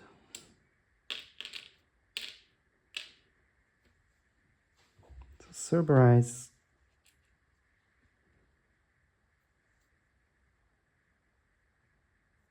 come up, but they don't attack. Then Pit Lords reinforce demons because Magogs are done. So we use, if one of your units has been removed from the board during the combat, summon or reinforce demons. We just did that. And now demons are actually faster than Magi. We are going to attack Magi. That's 2 damage. Magi retaliate, no combat penalties. That's 2 damage. Because 3 plus 1 is 4. 2 defense on the demons, so that's 2 damage. Now, Magi's activate. They are silver units, preferring silver units. They attack the demons. 3 minus 1 is 2 versus 2 defense. That's no damage. And now demons come.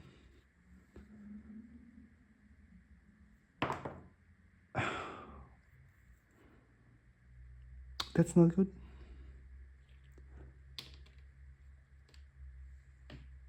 I shouldn't have stayed familiars back. Because now we need to retreat. That's a silly mistake. And I don't have the spell card.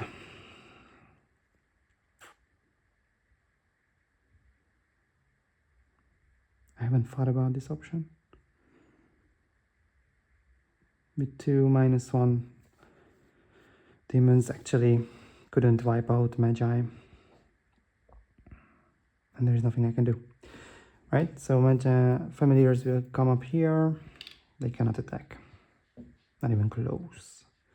And I don't have more movement points. So I need to retrieve to here. It's not the end of the word, but yeah, it hurts. The only positive side of this is like our army got stronger. So I get back. Our army got stronger and we are back to not in the snow. So we can do it again. Yeah. Anyway, we don't do the level up obviously because of this. And I think our turn is pretty much over. We don't have gold. We have free gold, but we can't really spend it. Also, we used the reinforcement already. For the Pit Lords, we don't have cards. So yeah. Next, Astrologers round, round 8. It's a loss, but not necessarily the end of the world. So 3 more movement points for both of our heroes.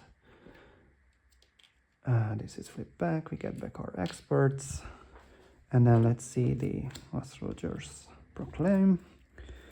Greedy Dragon at the beginning of the next resource round, all player gains one less valuable down to minimum 0. Okay, so instead of 2, we get 1. We draw to our hand limit, knowledge, fireball, magic arrow, and spell power. We need to shuffle our deck because the hand limit is 5. This hurts. Maybe I could have done it better.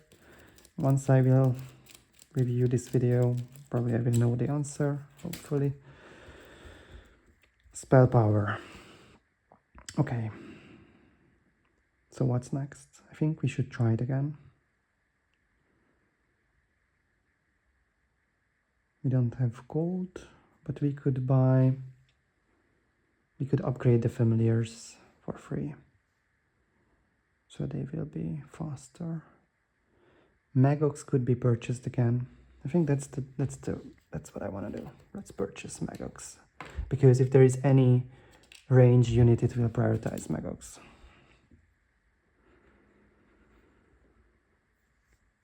Yep. So let's do once more this fight. Or actually, before we do that, is there anything we can do?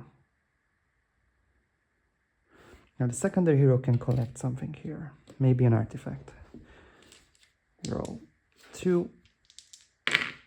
And yeah, an artifact would be nice. We go for one that could boost our fight. So Sword of Hellfire. Gain 3 attack. This unit suffers +1 damage.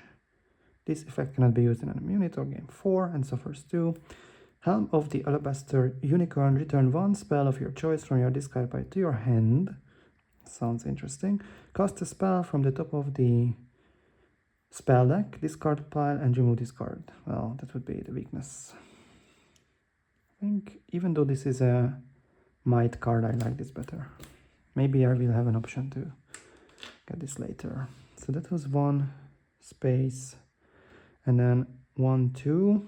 Another mine can be flagged automatically. We get a valuable. And our production will go up to 3, of which we will get 2 in the next resource round. Okay, and now let's try it again. Now we have 2 more movement points in case it's needed. Okay, I'm not going to change the layout. So 1 gold, wyverns, 2 silver. Oh, sorry, I need to shuffle because the Magi went back to the silver deck. We may get back the Magi again, but at least let's give a chance to other monsters as well. Okay, so mummies and Magi. Our arch nemesis. Not the arch Magi, but arch nemesis. Okay, so we know the Magi. Wyverns, after the attack, roll 1 attack die on a 0 result, deal 1 damage to the target unit. And mummies, ignore the results on the attack die. Whenever this unit is attacked, set your opponent's attack die to -1. Mummies are predictable, but a bit annoying. Turn order. Cerberi will come first, then wyverns. After that, most of our units. No, after that, pit lords and demons. After that, magi and mummies. No, after that, magi. After that, familiars. After monkeys and magox. That's the order. So let's see what we can do with fireball. We can boost with an expert spell power and expert knowledge. We can take it back and cast another spell. Yeah, let's do that. Okay, so expert. Do we want to use both of our expert, basically? That's what we just said. I think yes. Okay, so both experts.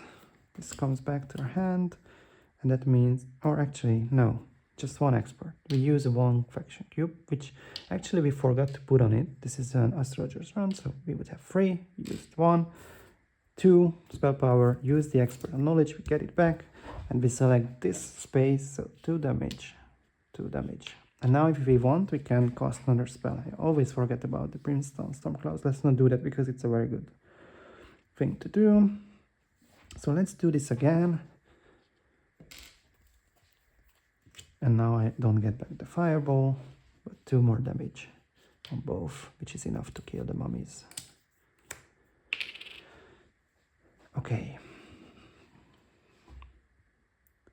So wyverns are going to prioritize pit lords for sure. unless I kill them off.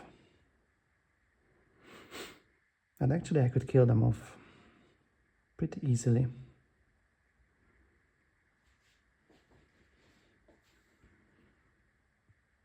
Yeah, let's not engage with Vine Burns with other units but Cerbri. So let's put this on the Cerbri. It gets damage, but attack is increased to 6. And now I'm rolling a 0.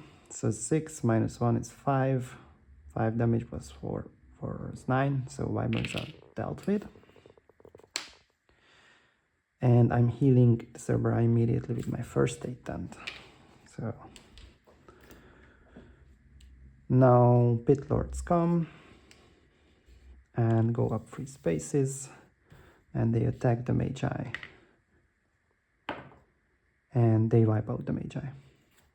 That's it. Because Magi didn't have a defense, that was 6 attack versus 0 defense, and Magi have 5 hit points. That is what I was expecting in the previous fight, but anyway, it's good, better than never, or later than never, sorry.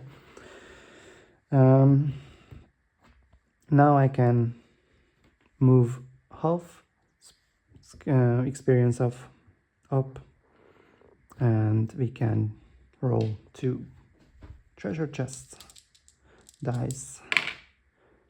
I take the other experience, so now we are level 5, and I don't need tactics. I want to choose from archery or luck. So luck, you can reroll a treasure die and resource die once during this turn, or you can reroll any die once during this turn. Yeah, that's very overpowered, the expert one. Deal 1 damage to an enemy unit with the lowest initiative. When using the ballista card, resolve its effect against the same target 3 times. Yeah, we don't have the ballista, so I go with luck. It's also very good card. Okay, I have 2 more movement points left. And the way we are going to use it is with secondary hero. Hold on. Secondary hero, I think I used all of my movement points. Sorry, I just forgot to flip it. Yeah, so with primary, can't come out from this snow, but 1. We flag this. Now we got to roll artifact or 1 valuable. We will have 2 more valuables. We have a lot of valuables, so let's go with the artifact. I like this. And I can immediately resolve this if I want, but I don't want to. And this is a free step because of the additional movement point. We have a morale. We can't do the level 5 fight. That's, with these cards, definitely not an option. So we need to use our last movement point to reveal a tile. And that will be another level 4/5. So we take the top one. It's another obelisk. I like it this way. So level 4 now we can auto-resolve.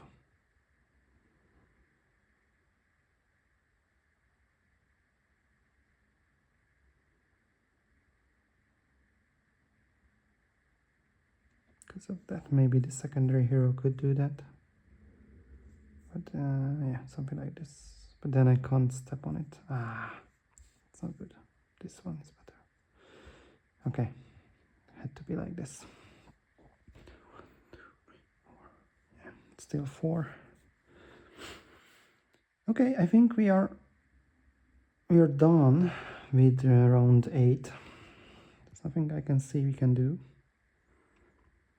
So let's go to round 9, the resource round, where we only get 1 less valuable. We have 10 building materials. We get 2 valuable, so now we have 7. Wow, that's a lot. So I'm going to go with the 6 gold option, so 16 gold. We need some gold resources, to be honest. 16 gold is not really much. I can buy the Hellfire Palace, but there is nothing I can hire. The fleet is 12, so yeah, rather short on it. but I don't want to do this detour for the level 5. It's just too far off. That gold mine is too far off. Let's replenish the movement points. 2 for the main hero, 3 for the secondary. And we get back the experts. Now our hand limit is 6. Okay. I really need this card now to have another spell because we have a lot of spell-related cards, but only one magic arrow.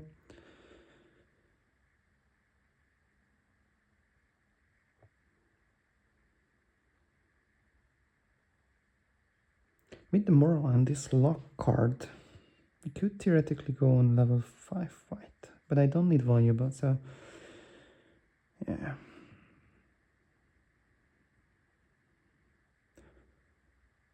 The problem is I can't use my secondary hero now to reveal another tile. I need to use my primary hero and then move on to that, whatever it is.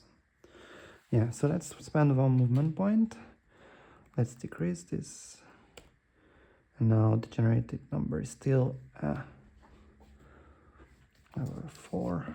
Okay, that looks better. So now I'm not just can enter this tile, but also use that movement point to reveal the Pandora box, for example. Level 5 fight I would prefer to do next round if I want to, because I will not have movement point. So yeah, I'm going to come here. I'm going to use my morale token before I'm losing it, so I can draw a card, and then I'm getting it back the movement point as well. And now I'm going to go for this Pandora box. And the question is, I'm sorry, it's back. Do I want to roll 2 resource dice or 2 treasure dice? But we're gonna need gold.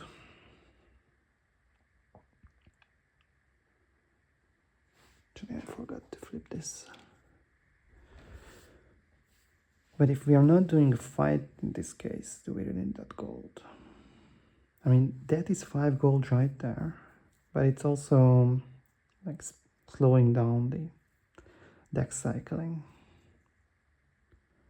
Could also get experience. So yeah, let's go with the treasure. Yeah, and let's go with the experience. 5.5. Secondary hero, 1 step, 2 step, claiming the free gold from the windmill, no, sorry, from the water wheel.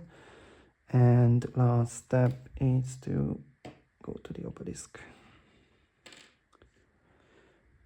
And let's see. Okay, let's go with the 2 resource dice this time. 2 building materials, not what I wanted to see there. But anyway, it is what it is. Let's buy the Hellfire Palace. So that's 10 gold. 9 building material. Done. 4 valuables. Okay, so theoretically now we can purchase gold units, Ifrits and Archdevils. Ifrits, as I said, 12 gold or 13 gold and 1 valuable to have it back. Archdevils 22 gold and 1 valuable, or 52 golds and 3 valuables. I have to have it on the backside.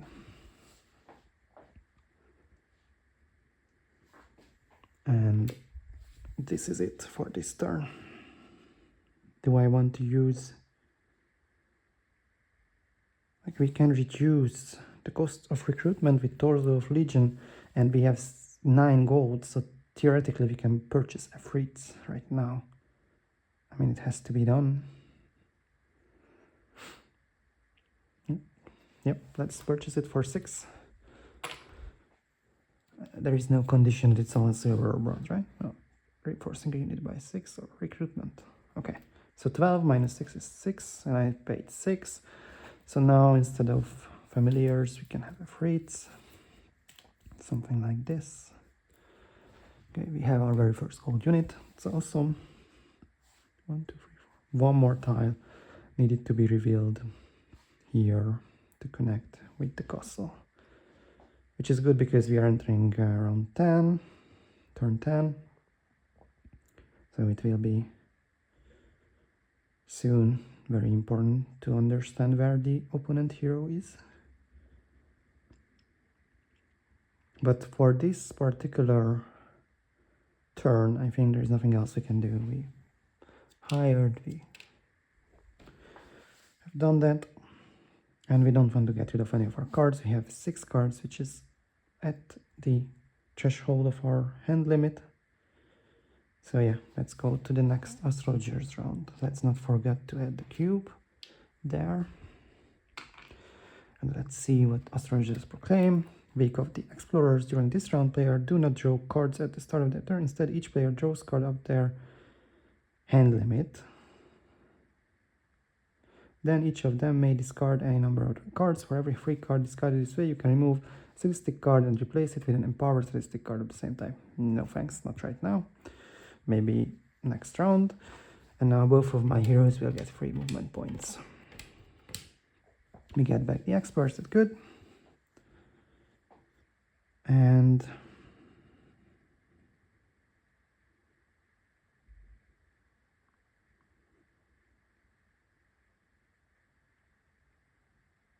what I'm going to do is going to take this level 5 fight. For that, we are going to do some precautionary steps. So first of all, we're going to take 2 artifacts here. In exchange, we will have negative morale. Because we had 1 positive, now 1 minus 2 negative is 1 negative. And then let's see, so the first artifact we can decide, Shield of the Yawning Dead. Discard 1 card to gain 2 defense or 1 defense, or, and a stack of gold, gain 5 gold, or remove this card and gain 8. I take this. And then the second one, Endless Burst of Gold, or Inexhaustible Card of Lumber. This gives you 3 gold, or remove this card and discard 2 cards from your hand and gain 8 gold, gain 2 valuable, or remove this card and gain 4 valuables. Take this one, I use this and remove this. All in all, that's 11 gold. Okay, I wanted gold, I have 1. Now, let's flip these tokens, because now it's a different turn. Always forget that. Okay, so that was 1 movement point for the secondary hero. Next movement point is to flag this. We can do it because we are about level 5. This is level 4. We can take a spell to our hand. Resurrection or Stone Skin. Resurrection cancel an attack that would reduce your selected bronze, silver, or gold unit to 0. You can cast this spell immediately after the enemy unit is attack. With 0 spell power, it can only be used on bronze. With 2, it only can be used for silver or bronze. Or 4, silver, bronze, or gold. Stone Skin, the selected unit gains 1, 2, or 3 defense. It must be Resurrection, which is an expert spell. Okay, that was another movement point. And last movement point is secondary hero comes here. And now we are quite boosted. And we would need 18 gold to do the upgrade of the Afraid, which we can't do. And we would need 22 gold, which is also we can't do. Do we want to trade? I don't think so. I think we are good enough to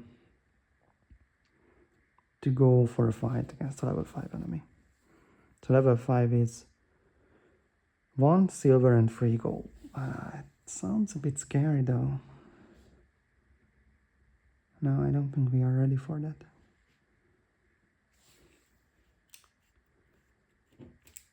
These are the 3 cards you could take back here.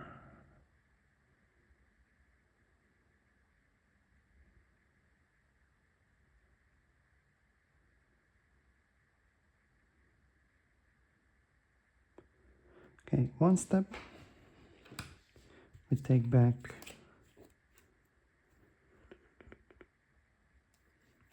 this one. Actually, could get additional 8 gold. Okay, let's take it this one. Remove this card and discard 2 cards for 8 gold. So discarding this one and this one. Okay, so now I get 8 more gold, 11, and sorry, giving back 3, and now I can upgrade my Efreet for 18 gold and 1 valuable. Okay, looks much better, but I have 5 cards left with a negative morale. Coming here, trading. So I'm not going to need, I'm not going to need these. I will have 5 valuables. How much do I need for the Archdevils? It's 3. Okay, so going to trade these for 3 gold. This is a 1-to-1 trade, and going to trade 1 valuable for also 3 gold, if I'm not mistaken.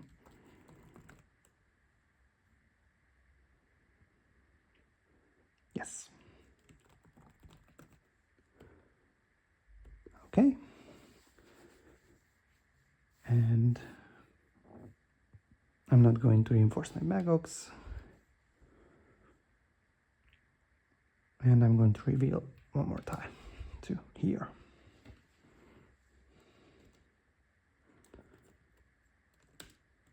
That's a 4 tile. Let's take the top one. Oh, I like this. This is lava terrain. With a stable.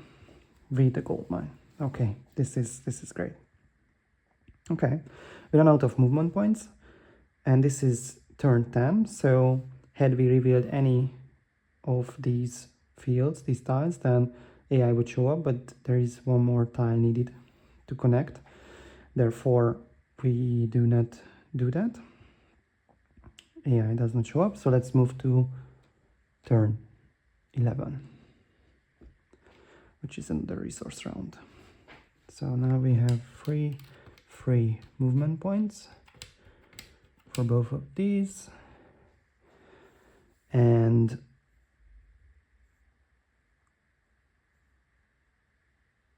I got back the export. These tokens I also forgot.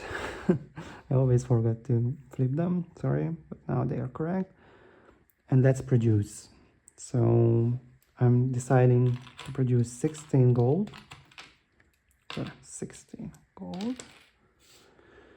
4 building materials and 3 valuables. No drop down in this case. Okay, I can draw another card. I don't want to discard any. Okay, Estates is not really handy for any fight.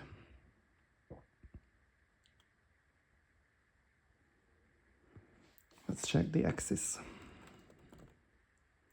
You may remove one of your statistics cards from your hand and replace it with an empowered of the same type. When you flag this field, do not remove any enemy faction cubes. Okay. Okay, we can do that for the knowledge.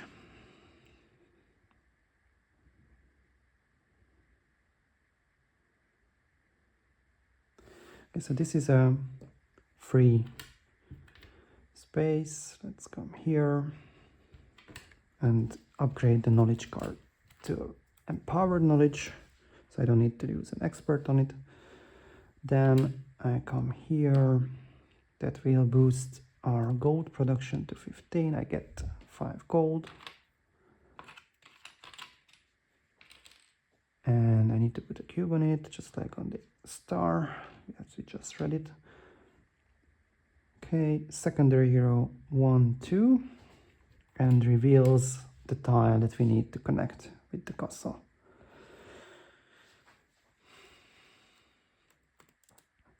So that's 18, but that's still far tile. Sorry, that's still near tile. Okay, let's see. So enemy will show up here at the end of the turn. We can't really do this because we have negative morale. Spell would be nice. Yeah. And also taking back 1 card from that is also great.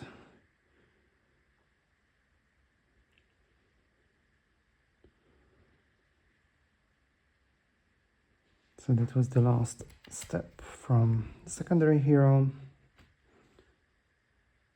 This is how it's connected.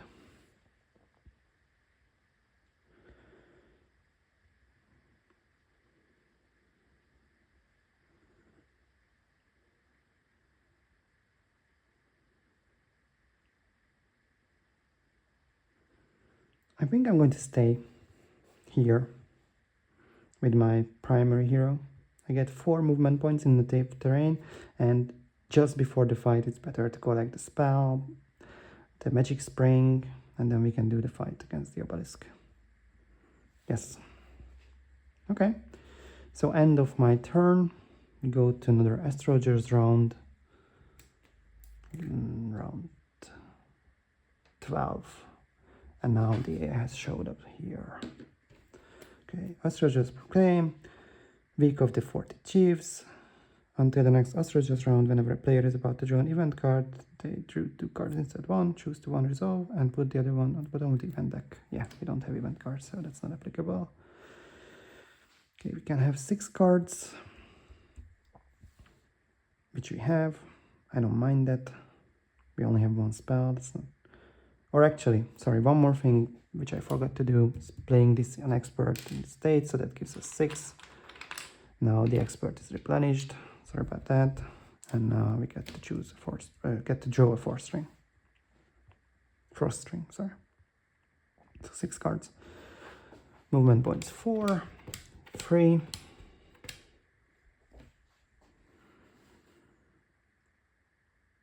Okay, so we need 22 gold. We have that. We don't have 52 for sure, but we have 22. 22 gold and 1 valuable. Archdevils. Probably instead of Magogs. We also have 3, 6, 15 gold left. Yeah, we are going to buy the Mage Guild for 4 gold, 1 valuable, and 2 building material. Okay. And now we can search the spell deck twice because we've just built it. Magic Arrow is good. Viewers we could gain, but we don't want to. Oops, sorry. And Lightning Bolt or Magic Arrow. Lightning Bolt is a very good damaging spell. So we have a lot of spells now.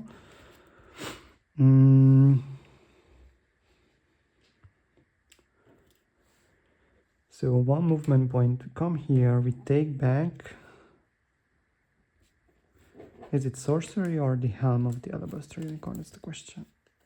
For Fireball.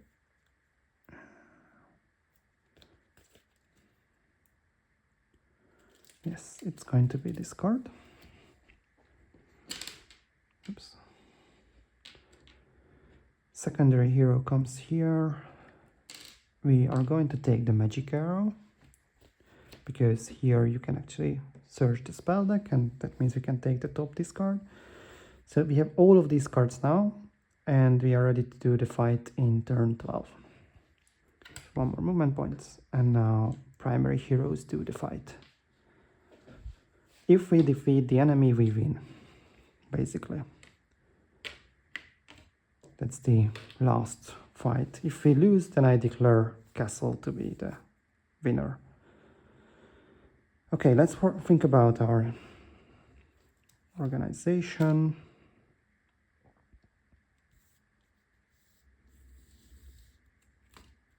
And something like that makes sense. So Archdevils ignore retaliation attack. Efreet ignores any damage from magic arrows or spells from fire school magic. Okay. So, enemy. As you can see, round 12, 1 pack gold, 1 few gold, the higher cost. So we have pack champions and few archangels. We have the 2 packed silvers, crusaders and zealots, and we are going to... I'm not watching, you can. I'm closing my eyes, although I can't prove it, and then let's do this one, halberdiers. Okay, also pack So Zealots come here, Archangels here, Crusaders, Champions, Crusaders, Halberdiers. Okay. They don't have the siege cards because they are not in the town. First string, Blast, Slow, and Magic Arrow is their spell pool. Let's shuffle this as well. And then their cards are 2 spell cost, 2 attack, 2 defense. So they have 6 AI cards. 2 attack, 2 defense, 2 cast a spell. But when combat begins, draw 1 card for the Archangel. So let's shuffle it first. But then let's draw 1 more because that would be anyway the first action of the combat. Let's try not to forget this. Okay. Regarding turn order, I'm just checking, do I have any immediate? I have the Resurrection, but obviously that's not something we can do. Or Sorcery, but yeah. Don't care about it. Could return 1, but yeah. So regarding the turn order, Ifrits are the quickest. So they are going to start. We are going to start the fight. So we definitely want to cast as many spells as we can. Archangels have 8 hit points, 3 defense, and we want to go around that 3 defense. So this knowledge will be definitely used. So we still have 2 experts, but this is now does not require an expert. So first string is pretty self-explanatory. We want to use 1 cube from here. So that's 1 spell power.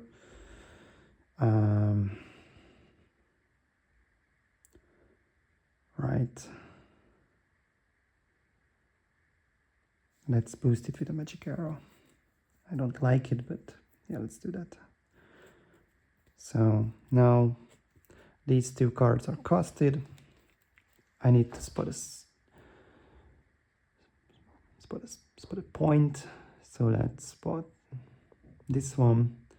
So 2 damage, 2 damage. And then I can take back the first string to my hand. And I can also cast another spell. So now I'm going to cast a lightning bolt. And we'll boost it with 1 spell power from here and 1 magic arrow. So that's 4 damage to 1 single unit, which will be the Archangel. So the 6 has gone, and I'm going to use my sorcery card. The next spell you cast does not count towards the limit, so this did not count towards the limit. I also play my expert on luck, so I can reroll the dice results. I'm using the Helm of the Alabaster Unicorn to get back the lightning bolt to my hand, and now I'm going to cast lightning bolt with 0 spell power on Archangels. That's 2 more damage, so Archangels are dealt with. That's very important to try to get rid of them as soon as possible. I can't cast a spell in this round though. And now Ifrits can move up.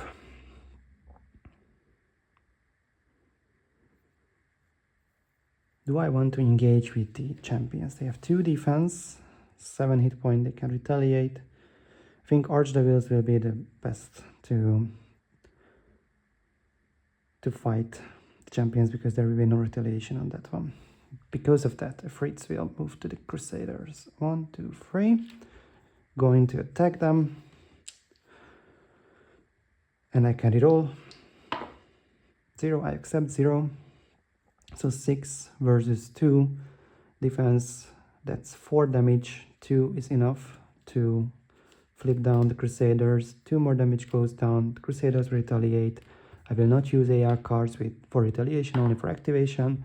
3 attack, 1 defense, 2 damage goes in. Good start. Now Archdevils come next. Attack the champions. -1, I'm going to reroll that. +1, much better. 7, -2, that's 5 damage goes into the champions. Okay, champions are the next fastest.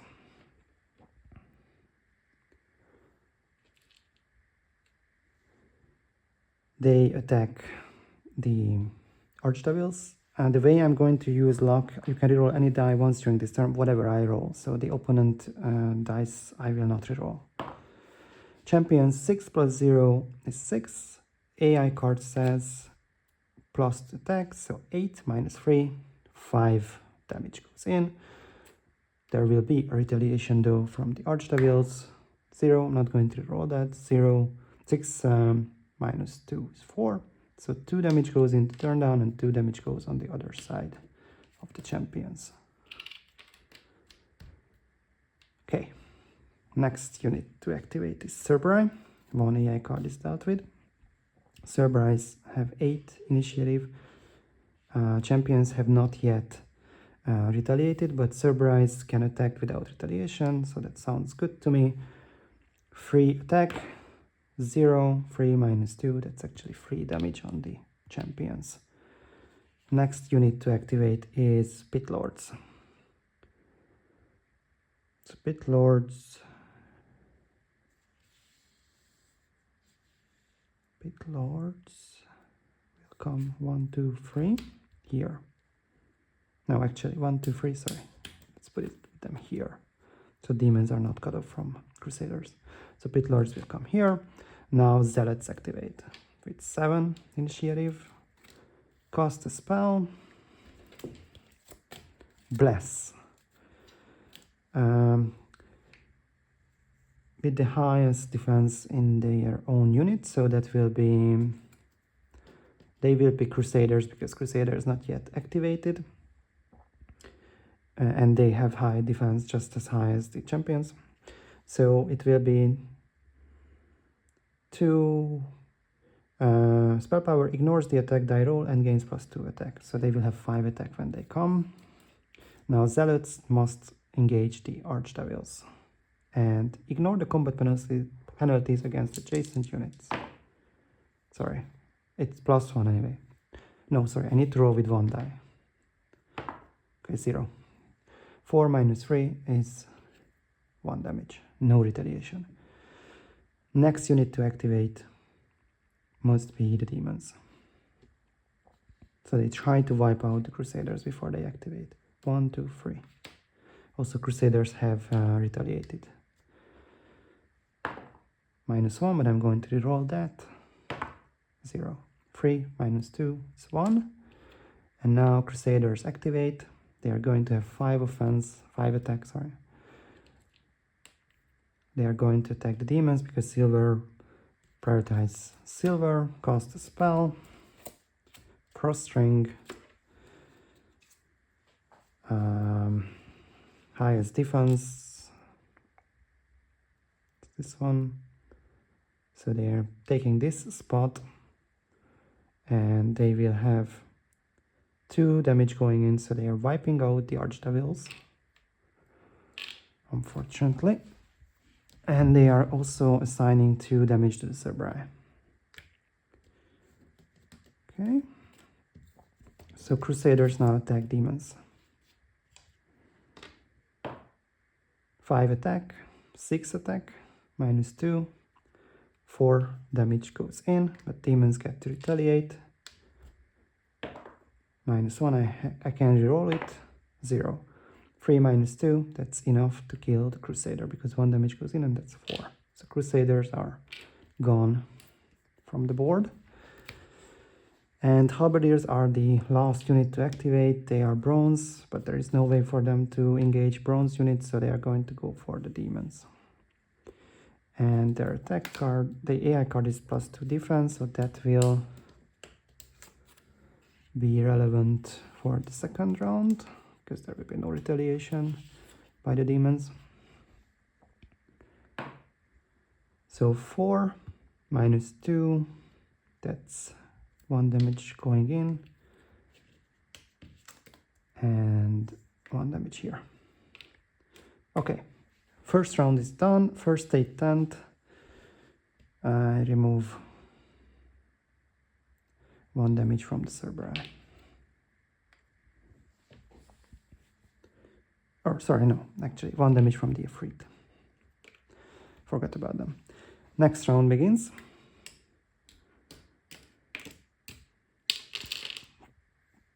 Ifrits are still fastest. And now I can cast another spell. And it must be Frost Ring. So I'm going to boost them with 2 spell power. That means I can take a spot and then 2-2 damage can be allocated. So I'm going to take this spot. Zealots will get 2 damage and champions will have 5. Now Afrits come here and they attack the champions. 6 minus 2, 4 champions are destroyed. Next unit is Cerberus. 1, 2, going to attack Zealots. 3 plus 1, 4, minus 1 is 4. Sorry, 4 minus 1 is 3. So 3 damage goes in, which this would mean 5, and that is enough to turn down Zealots. Zealots cannot retaliate because Cerberus have this special ability. Now, Pit Lords will come and they reinforce demons. Archdevils were removed, if you remember. So now they can use their special ability and reinforce demons. Demons have 2 damage on themselves. Now come the demons themselves. They will try to protect the Cerberus and attack the Halberdiers, which have 3 defense. So demons, let's reroll that one.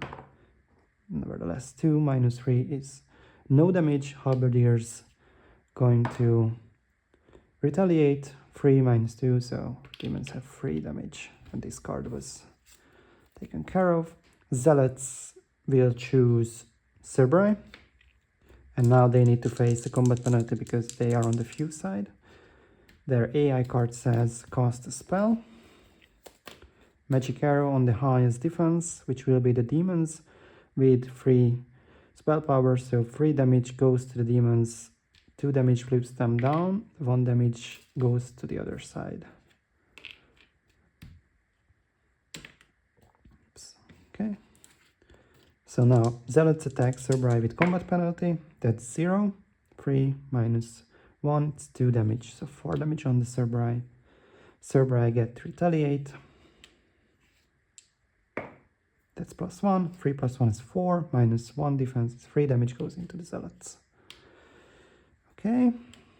And now Halberdiers activate. They go for the demons. And they get plus 2 attack. So 5 attack plus whatever they roll. Before that I remove 1 damage from the demons. So 5 minus 2 is 3. I know it's not an instant effect, but I wanted to use it before just forget. So the demons healed and therefore they are not defeated. Now they can retaliate to the Halberdiers. 0, I accept that. Halberdiers have 2 defense, so 2 damage goes in.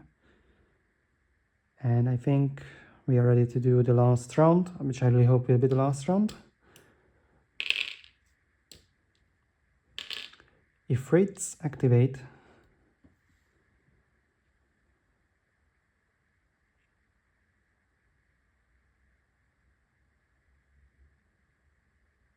I'm just thinking.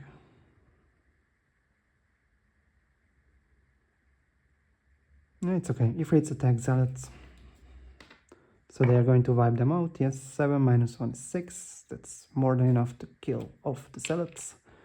Then Cerberus will defend. They cannot do anything else. That's why I was thinking. But yeah, they are going to defend. Pit Lords. And by the way, I'm using now the first statement to change this to 3. Pit Lords will come here. 1, 2. Attacking the Halberdiers. 5 plus 0 is 5. Minus 1 is 4. By the way, okay, 2 damage was here, but they should have been turned down. But anyway, no difference. Halberdiers are dealt with. And that's the end of the battle. That's pretty much the end of the battle. All right, we won. We won, and we have the Pit Lords left. Demons on the few side. Cerberus on the backside, and Afrits on the backside. So we lost the Archdevil, but we wiped out the castle player.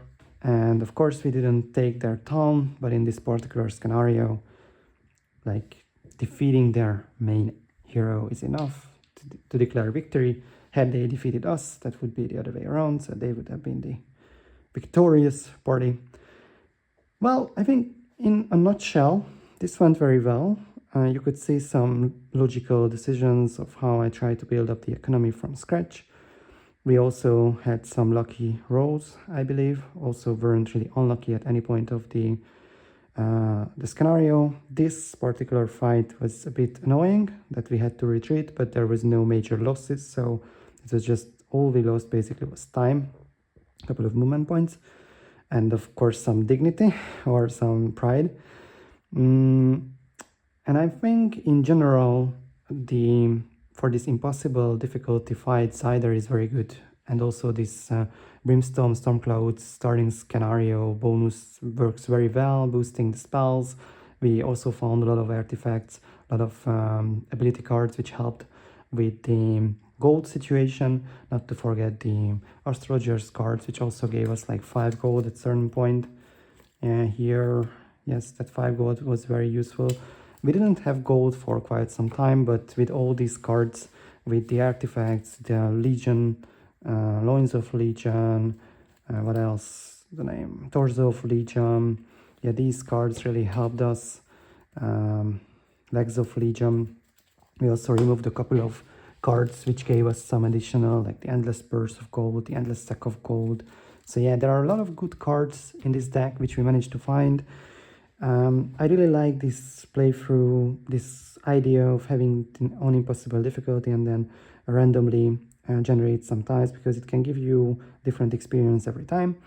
And I think in this particular case it went very well. I really hope you guys have enjoyed it. And I also really hope I didn't make many mistakes, which I know it's very difficult. Some was committed even in this playthrough. I just hope that I managed to correct them, most of them, once I recognized the errors. And I hope the entire playthrough was enjoyable for you guys. So see you next time.